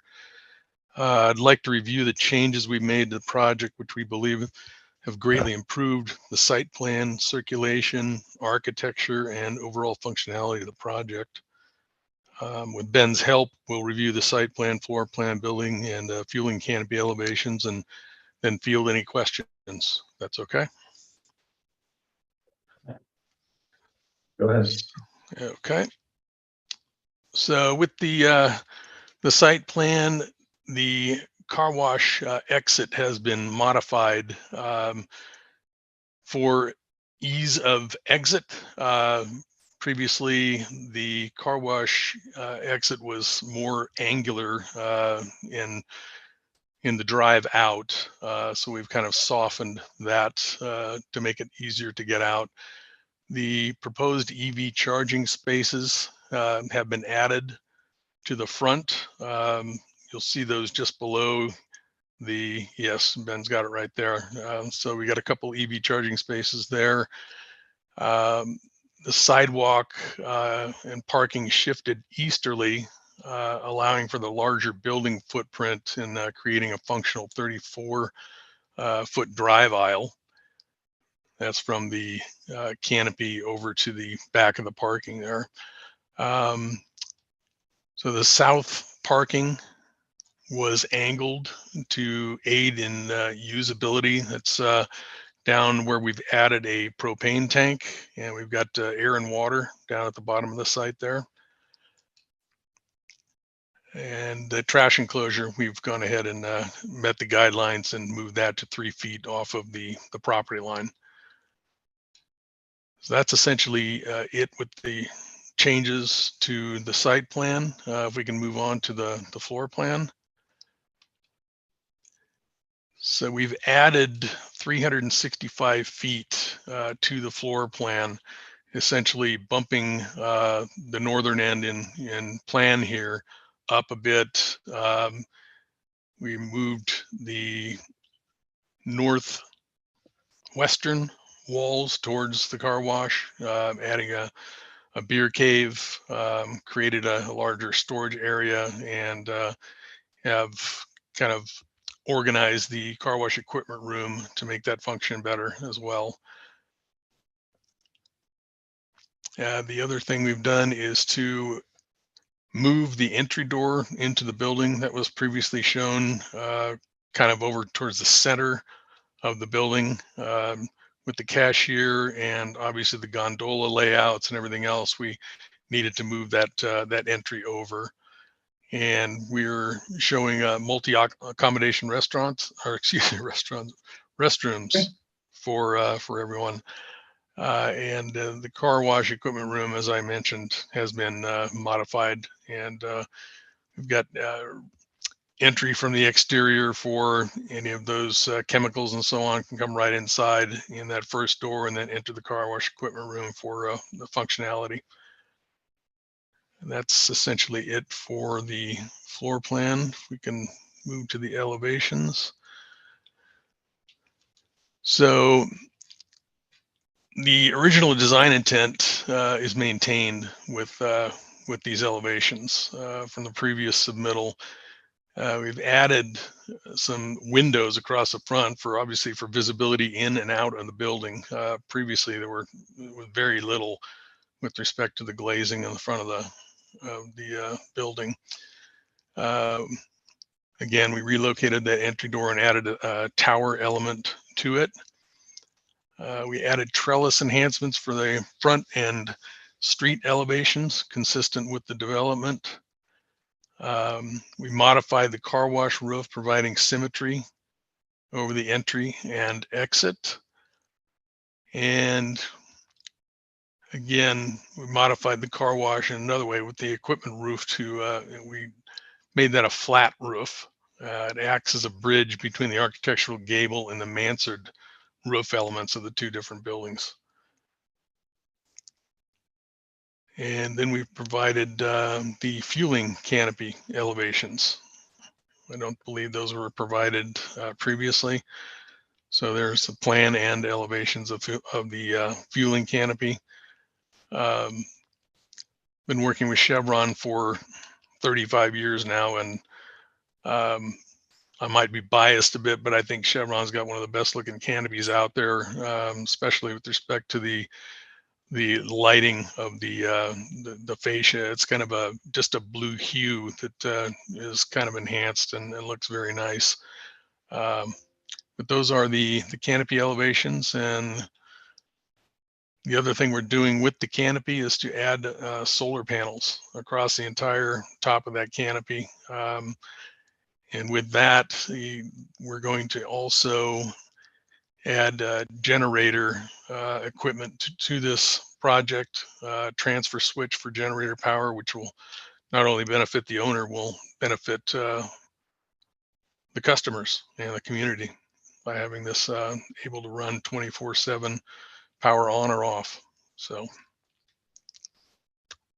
that pretty much concludes my presentation, and I'm ready to answer any questions. Thank you. A quick question, will that generator provide power for the EV charging stations as well? That's a good question. I do not know that off the top of my head, but I would assume so. It was just several years ago, there was a significant power outage during the holiday season, and the cars were backed up at the Madonna Inn for 2 days to recharge. So they had no generator. They had a generator, but they were one of the few that did. So just a quick question. The other question I had was on the floor plan. You don't show any, or maybe I missed it, interseating doors between the restrooms and the lobby. No, you can see that we've got an entrance that comes around similar to what you might find in an airport, for lack of a better term. You've got that end wall between both the restrooms and kind of a corridor into each of the restrooms. I was under the understanding that that was a health department issue, but you probably researched it and have a better idea than I do. That there had to be a physical door between the food service and a restroom, but in any event, this is a secondary comment. Okay, great, thank you. Any other members? Can we look at the elevations? You look at the top elevation, you've got a hip on the right, and then you've got a mansard. The wall is in the same plane, isn't it?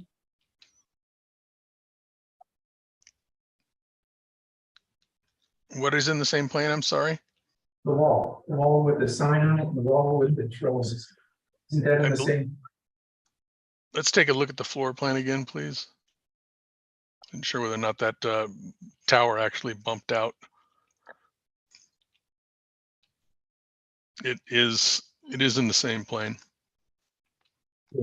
And then on the back, same issue, you've got another 2 roof elements and the walls are in the same plane.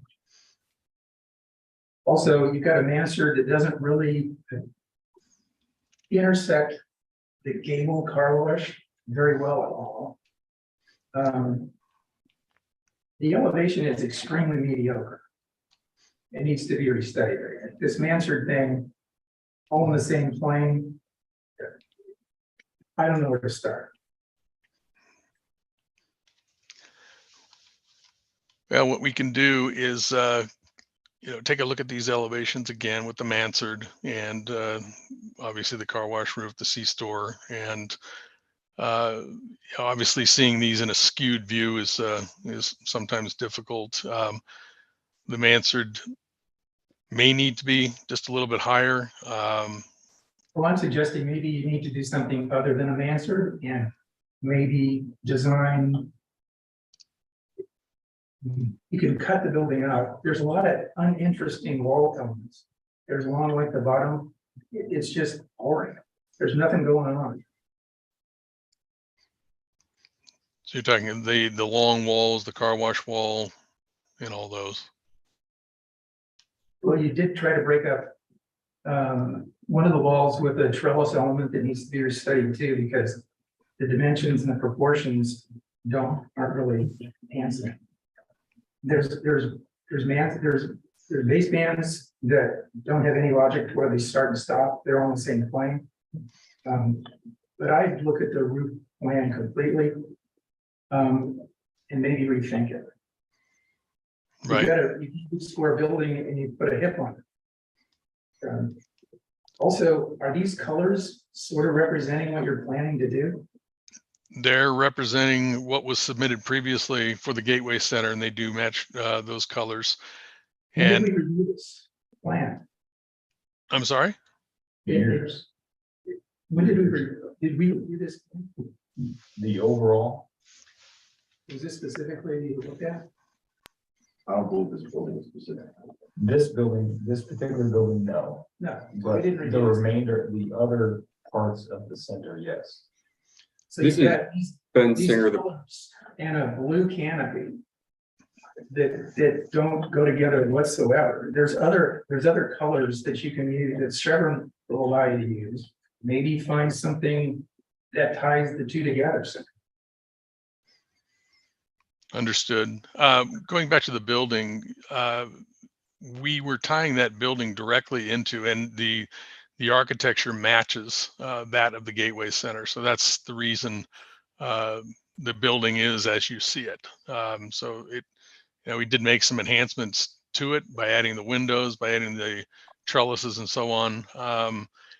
So again, it was submitted previously and we made some enhancements to that. So it sounds like further enhancements are needed, and we'll take a look at that.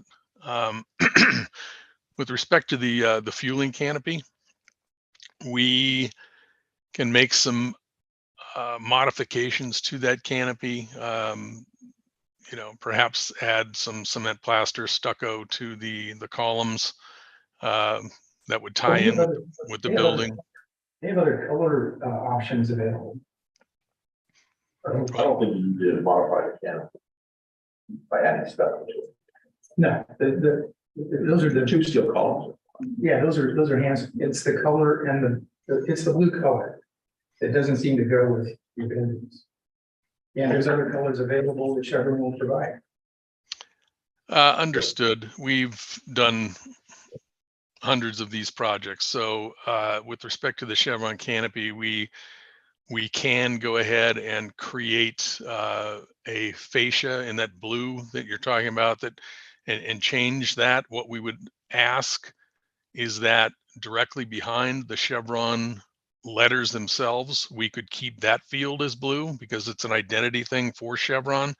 However, that blue would be perhaps a foot or two past the word mark, the Chevron word mark, and the rest of the fascia could be a color that would match the building. We'll take a look at it when you submit. And if this ties into the other buildings, maybe we could have something as a reference. I don't remember green roofs either. Ben's here and can speak to the color scheme from the development plan for the overall key site. Yeah, this is, I can double check again, but this is consistent with that. This was included, it was reviewed, the whole site was reviewed, I think, September of 2019. You've since reviewed the Starbucks that's going in there a couple times last year. And then this is the first of the rest of it. The grocery store, second largest building, I'm expecting to have before you hopefully next month. So you'll see that as well. Kind of this whole site is coming in a little bit more in force now. But this is, along the same lines of the colors that you saw back in 2019 for this whole site development. As I recall, Starbucks changed their design completely. Starbucks, my understanding is that Starbucks corporate is a little bit more rigid in the designs that they want, but I remember your board had expressed concerns about it not matching the rest of the site at that point, and that this is much more emblematic of the rest of that site.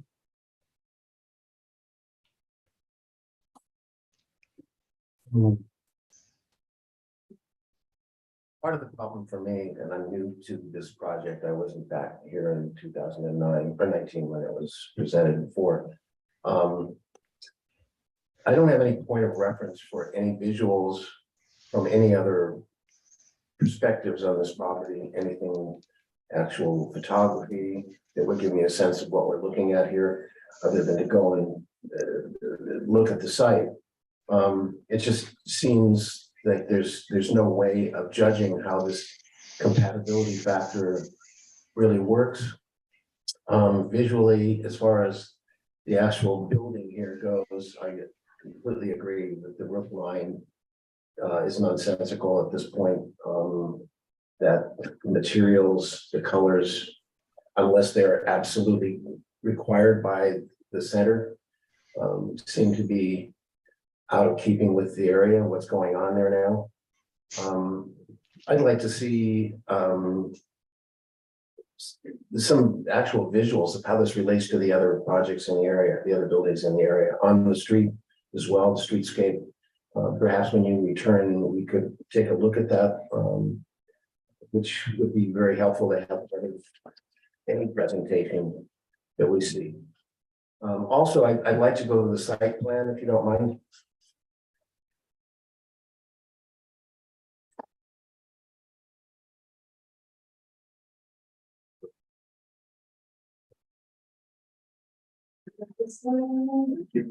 Where it shows the EV parking slots, charging slots. It looks like an afterthought. And I don't know what the Chevron people are thinking, but I have an electric family. We have 2 cars, both electric. We charge them regularly. And one of the main concerns is most gas stations don't offer adequate charging.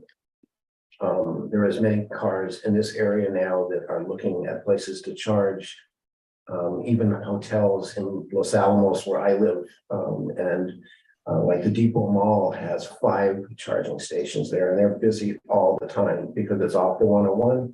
People jump off to charge their car. I don't know that it's too late to increase the number of those. And also, are they the super fast chargers, or are they just phase 2? Thank you. Yeah, Mr. Chairman, I don't know if I think I agree with the other board members. One of the big things for me is the internal circulation of the site. Maybe that's not our purview. But you have 1 car waiting behind somebody fueling, and you're already taking up a majority of those access aisles. The fueling trucks, how do they get in and out? The stacking at the car wash. I don't know. I'm just looking at it at the circulation within. Maybe that's not our purview, but my comment. Thank you. Okay. Any additional comments from the board at this time? Mr. Joanne. Yeah, were the pumps going to be where you can fuel from either direction? Oh, I'm sorry. Yeah, either direction. The hoses that reach over, one way in, one way out. No, either way. Thank you. Other than the collage on the outside, the buildings, is there any other provision for landscaping for the project?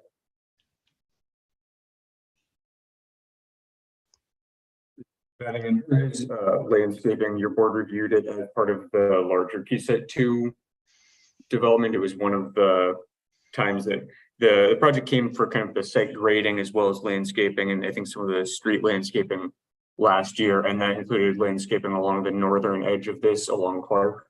So that's already been approved. I can double check if this requires more landscaping than that previously showed. Thank you. Are there members of the public that would like to speak on this item?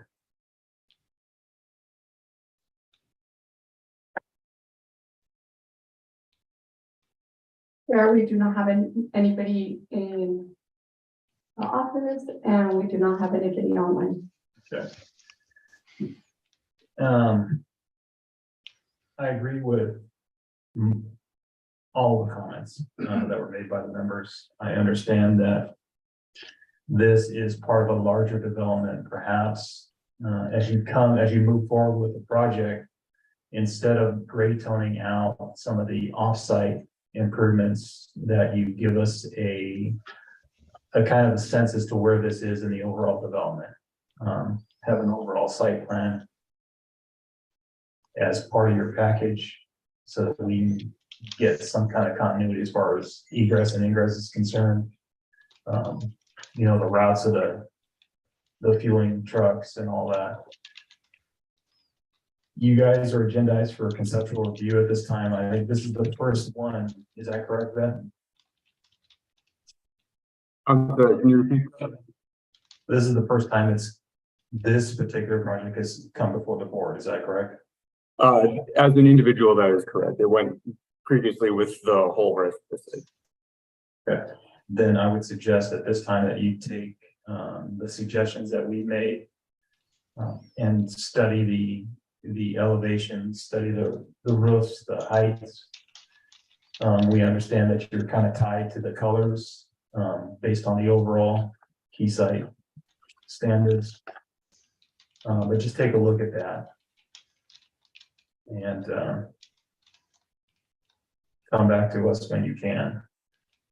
They give those colors. Certainly. Well, I don't know if they can. Another question for the staff. Yes. Are they totally locked into the same exact colors, or do they have some individual input on the colors of their building? We need to look at the development plan approval, but that information could be provided in a memo next time. Thank you. Do you have any other comments for us? I guess, does the applicant have any other comments for us? Would they like to speak on anything? No, I think we're good to go at this point. Thank you. Well, work with staff. We'd like to see you guys for another conceptual review. We'll do that as quickly as possible. Great, and then good luck with it. Thank you. Thank you. Okay, moving on to the very last item on today's agenda, I will be recusing myself. One of you gentlemen will take over and I'll be back for closing.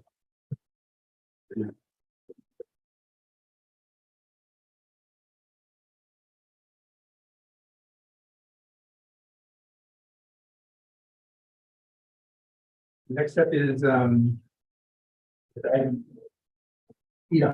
5, right? Yes. 0009. Your time. Right. Yes, it is. Thank you, Brian Tetley again with Planning Concepts. We're back with a oldie but a goodie, Orchid Fueling Center on Lakeview Drive and Orchid Road. First reviewed by this panel in 2016. Finally received our entitlements through a Board of Supervisors appeal process in May of last year. So 6 years, must be some kind of record, but we're here now. For final approval. We've listened to the comments you had last in October of last year. I'm here with Tom Martinez and Associates Architects, and he's going to present the changes in the project and look forward to getting hopefully final approval too. Thanks so much.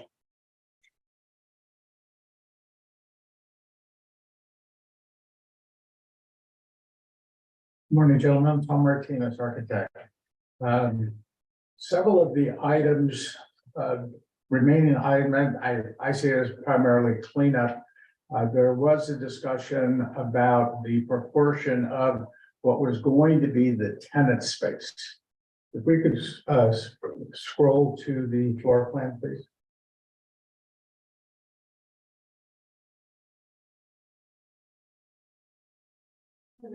Pass it. Just keep going.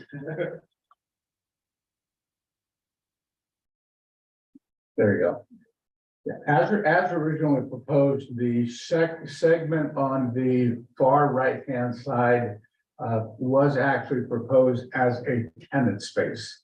And that being the case, we're trying to establish some identity to it. So we had a smaller section of that. Since that initial submittal, the owner has basically, who was going to be a primary tenant, decided to abandon that second unit. He just pushed everything of his, enlarged the cooler space and the sales area. And that then allowed us to go ahead and pop up that last section. So there's not an entry door at that area. The same element remains. We're going to scroll up to the elevations. Or scroll down. I'm sorry. There you go. Yeah. Originally, that portion on the left was a different height because of that secondary tenant. There was issues about the doors, et cetera, and the relationship. So the fact that he's now taken the entire store, we just continued the appearance of the windows and made that the same height to clean up that proportion. The other one of the other items that was discussed, and to be honest with you, I'm not sure where the comment came from, but someone mentioned that lower band of color. Someone suggested raising that to the second band, and to give it and the minutes that basically say to give it more human scale, I believe it is. And it's supposed to act as a wainscot, which is usually 36 inches. It ties to the height of the bottom of the windows. So we would disagree with that comment that it should be read more as a wainscot. Running up to the next panel, because that really doesn't make any sense. I don't know where that came from. Scroll down to the next panel. There was a discussion about the size of the panels on that east elevation and them not being, that there were different sizes. So the panels come in a pre-manufactured size. So wherever we have a difference in size, the manufacturer has to cut them, which basically just increases the cost. On the east side, we've elected to just use the panels, the standard size that they are, wherever we could get them, try to proportionalize it on either end. But this is the least visible elevation in the project. It's approximately 10 feet from a 6-foot high masonry fence. Actually, it might be an 8-foot high masonry fence. There's a residential area behind us that is a single family dwelling backyard. So it really isn't going to get any visibility. So it doesn't make any sense to have them spend a bunch of money to cut additional panels to change the proportion of those.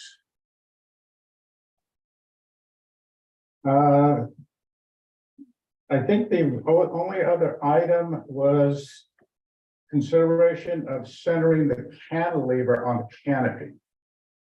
The canopy is actually cantilevered for the purpose of protecting the pump area and the fueling from the rains. The rains come from the north, so the canopy is cantilevered over to the north side of it. And you go ahead and scroll down the canopy. And while the canopy may look a bit awkward, I'm sorry, back up, right there.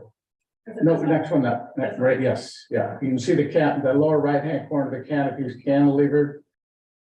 Quite frankly, you're never going to read that in a 3D perspective or from the human eye. You're never going to read it that way, and I doubt that you're ever gonna notice that it is cantilevered, so it doesn't make any sense to, you know, change that at all, and really, those were the only items that were on that last list of comments to bring back to you. So that's all we have to do that. Anybody have any comments? I have a couple of comments. I'm still disappointed that somehow the politicians wouldn't allow you to move that building further to the south and you had 20 foot away from space. Yes, Could have added so much circulation to the front. Right. It's absolutely. regrettable. Yeah. Um, Thank you. yeah, I remember we discussed that 3 years ago. 4 6 years ago. Yeah, whatever it was. Makes me feel older. Can we go quickly to the, I think it was the west elevation. Can you explain the west elevation a little bit? Yeah, there you go. That's the one facing the street. Yes, the one on the left, that is correct. Right. So how did you decide that, or why did you decide that it would have a much darker mass to it rather than what was typically across the front when it turned the corner? It was to give it some consistency to what was happening on the opposite end and minimize the amount of the same color throughout. If scroll up to the front elevation, Yeah. see it basically wants to tie to those other, the other colors. Because on the floor plan, those windows are into the refrigerator, are they not? Or am I looking at that thing upside down? It's upside down. That is correct. You scroll up to the floor plan. Oh, I'm sorry. Yeah, one more. Right there. Yeah, it's the, So the left-hand side is the west end here? that is correct.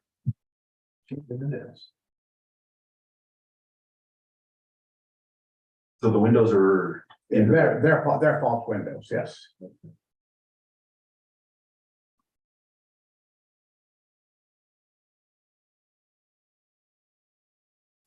Yeah, the concern was that because that is from the frontage road and from the expressway, that really probably gets the most visibility, and just trying to add something, some point of interest on it.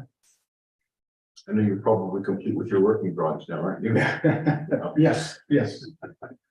Or construction documents, that's the new term. Those old guys. Yeah, right. Because I'd be pretty content with just wrapping the same front element that you used on the east side around the west side and putting the sign up there, but it's maybe a little late in the game for that. But Because those are all false materials, it would be easy to take it off.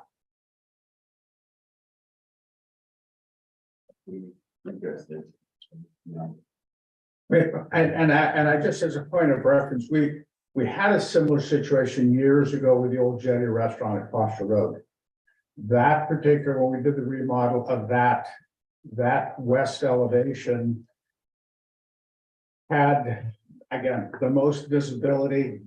There was the dining area, but then if you remember the restaurant, there are restrooms right smack in the middle. Right. And so that whole section was basically blank to the west side. And the Board of Architects review at the time wanted some interest. So rather than add windows into the restroom, we basically made a solid, put in a window, but we had plywood over the back of it. And it reads as a window, but it's not operable, it doesn't present any light. You get the positive, negative massing. Exactly, Yeah. exactly.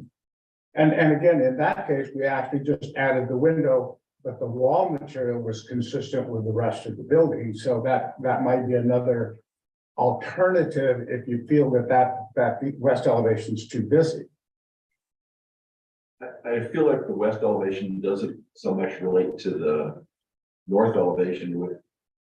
When you come around the corner, all of a sudden it's kind of just changed materials, become darker, and the windows don't really even read through that much. Well, I don't think personally we need windows there. Right, okay. Because windows in bathrooms don't Exactly. make a lot of sense. But, I guess that'd be my thought, but at this point, if you feel that what you have is, if you're comfortable with it, you're the design professional here. Is there a process whereby we might be able to give final with what we have presented and do an informal modification that the board might entertain? Is that a question to staff? Can you answer that one? The whole thing is, we already have preliminary approval here, and so that was an appealable action, and then final, if there are changes, is an appealable action. Pretend I didn't say that. Okay. That's fine, but again, it would be less expense if it had been, if that had come up as an earlier comment, certainly. Yeah, I remember there was some masking on the end wall, but I just don't remember it all being darker materials. I remember that you had the raised portion on the prospective second tenant. Right. Yeah, and I apologize, I'm not quite as familiar. Michael is the lead architect on it, and the previous presentation was what I was out of town, so one of our Randall Araki presented for us, so he didn't argue hard enough against you. I have a question, and I know it's not pertinent. I'm just out of curiosity, because this was done a while back, before the EV phenomenon.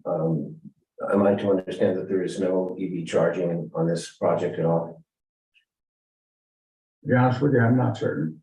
You have to have. Because I just wondering, let's see, I'm not seeing it indicated. There's a minimum number in the green code, as a matter of fact. When we go into final docs, that is correct. We're gonna, they will be required, because we're not permitted. Exactly. It's much more difficult because you're a gas station though, but this is new since. Yeah. Thank you. If not, there's any other questions? I think you guys overworked that in quite a bit. I wasn't even saying about it, but if you look at your north elevation, the element on the left, you know, it's not overworked, it's a different color, it's a different material. But I can see how you can relate the two. The end, what is that? The east end of the west end and the left side on the north elevation kind of relate sort of color wise, but there's a lot going on the end of the building. And it might have been better if it wasn't worked quite that hard. I can see why you want to have the material change, but there's a lot going on there. You're referring to the west elevation. West elevation. Yes, I would agree. Right. And there's a column in the middle and there's cones on the edge. It would clean it up a little bit if you took the column into the middle, I don't know. But the windows are different than down in north elevation as well. Also, Tom, there used to be another window in front, as I remember, to the right of the main entrance that is not there anymore. I see that. Yeah. But that's fine. I think it doesn't function like a window anymore, the way you lay out the interior. Yeah, there was, but it was isolated and it was almost. You want to look at it? Back in the beer? Yeah. Okay. So.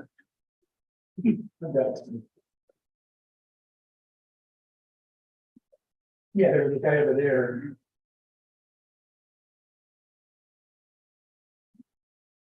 And the problem with that window there is it really kind of threw it off balance because it doesn't tie to that center entry element. Yeah, once you showed us that too, that on the north elevation, the right element, it almost looks better in the older version. Where it was lower. Where everything else was higher. Or is that what happened? Did the rest of it come down? I think it did. Remember how I know you can probably see it from your end. The step down, this step at the center is still the same, roughly. Yes. I guess that what happened was the end element came up to meet that. That is correct. That was the future rental space that was just elevated.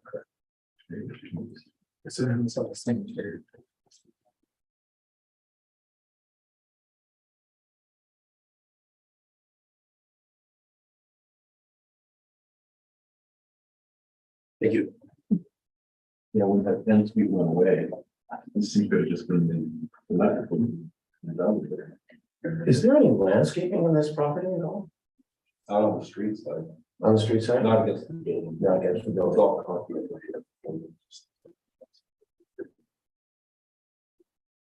Can I read you what I have so far and you can tell me what to remove or keep? You wrote west elevation could relate better to the north elevation. West elevation feels overworked with the material change and columns. Column in the middle of the west elevation could be removed. Preferred the step down right element on the prior north elevation. Well, are you saying that if Mr. Martinez makes any modifications, then that stalls it back in the process? If they're made here and you describe what to change to him, that could be your final approval. And he would just make those changes for staff. And possibly come back for consent. Yeah, in theory. Okay. What would you think about that, Tom? I would be open to bringing it back, absolutely. Simplify that. And again, because there's nothing gonna be there. Simplifying that elevation is going to save the client money. And I'm thinking that we could actually continue it into the building department for its review, because it doesn't change the structure. It's all a facade. We're just starting to decide. It's lipstick. Yeah, exactly.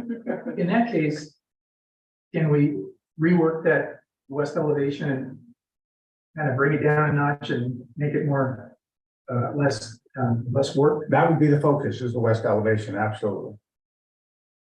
And since we're discussing something that on the Don't go crazy. north elevation, on the north elevation, the left side, it's brought out like a half a foot or a foot from the other material, correct? It pops out. Yes, you're correct. Okay. Just try to give it some relief. Okay, and it's wood that goes back, the wood material that goes back. Okay. But maybe I'm confused. How does that wrap around on the east side? The east side is pretty much similar to the You want to see the floor plan? well, can you just drop down to the east elevations? It's got a little back. Oh, I see. Okay, never mind. Withdraw my comment. Did you panic that? Yeah, I mean, I'm okay with that idea because I know Tom will take care of it. Yeah, and so, look at that, look at those defaults windows. See if they need to be in there, see if they don't need to, see if they need to maybe match the ones that are on the north elevation in the same kind of material. Okay, I mean, look at it. sure. Phony windows. Or phony windows. Exactly.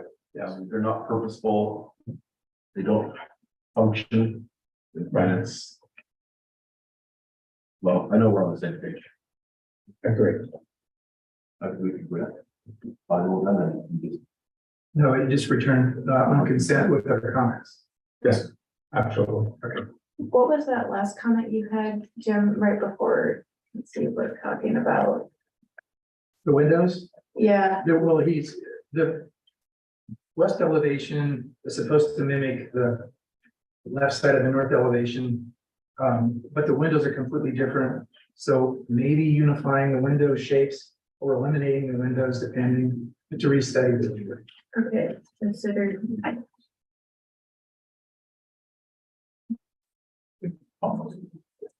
Okay, I got it, thank you. And if you do wrap around with the panels, make them match the same dimensions as on the front. Oh, okay. Yeah, and by the way, I completely agree with you on the wainscot. Yeah, thank you. 7 foot. Yeah. That might have been a typo. I'm sure none of the board would ever suggest it, ever Only whatever board members left. will do it. Sometimes good ideas are ignored too. It was that landscape architect, I know. It's all Kevin's. Good ideas can go ignored. So that's it? Come back Yes, sir. for, Thank you very much. Thank you. is this yours? Yes. We don't need to make a motion on that. Thank you, correct? Okay. Do we need to have Michael come back? Okay, fine, Mike. Probably out there in the office, hanging out. Use it the espresso bar. Yeah. Is it Tuesday? Thank you.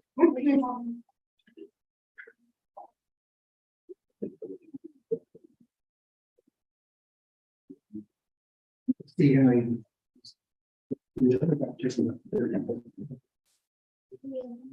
Thank you, guys.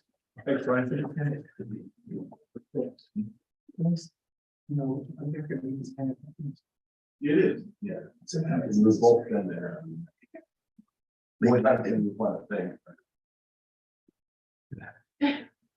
The sheriff is back. you voted for a raise, like. Raise, I'll give you a raise, sir. We asked the Tom.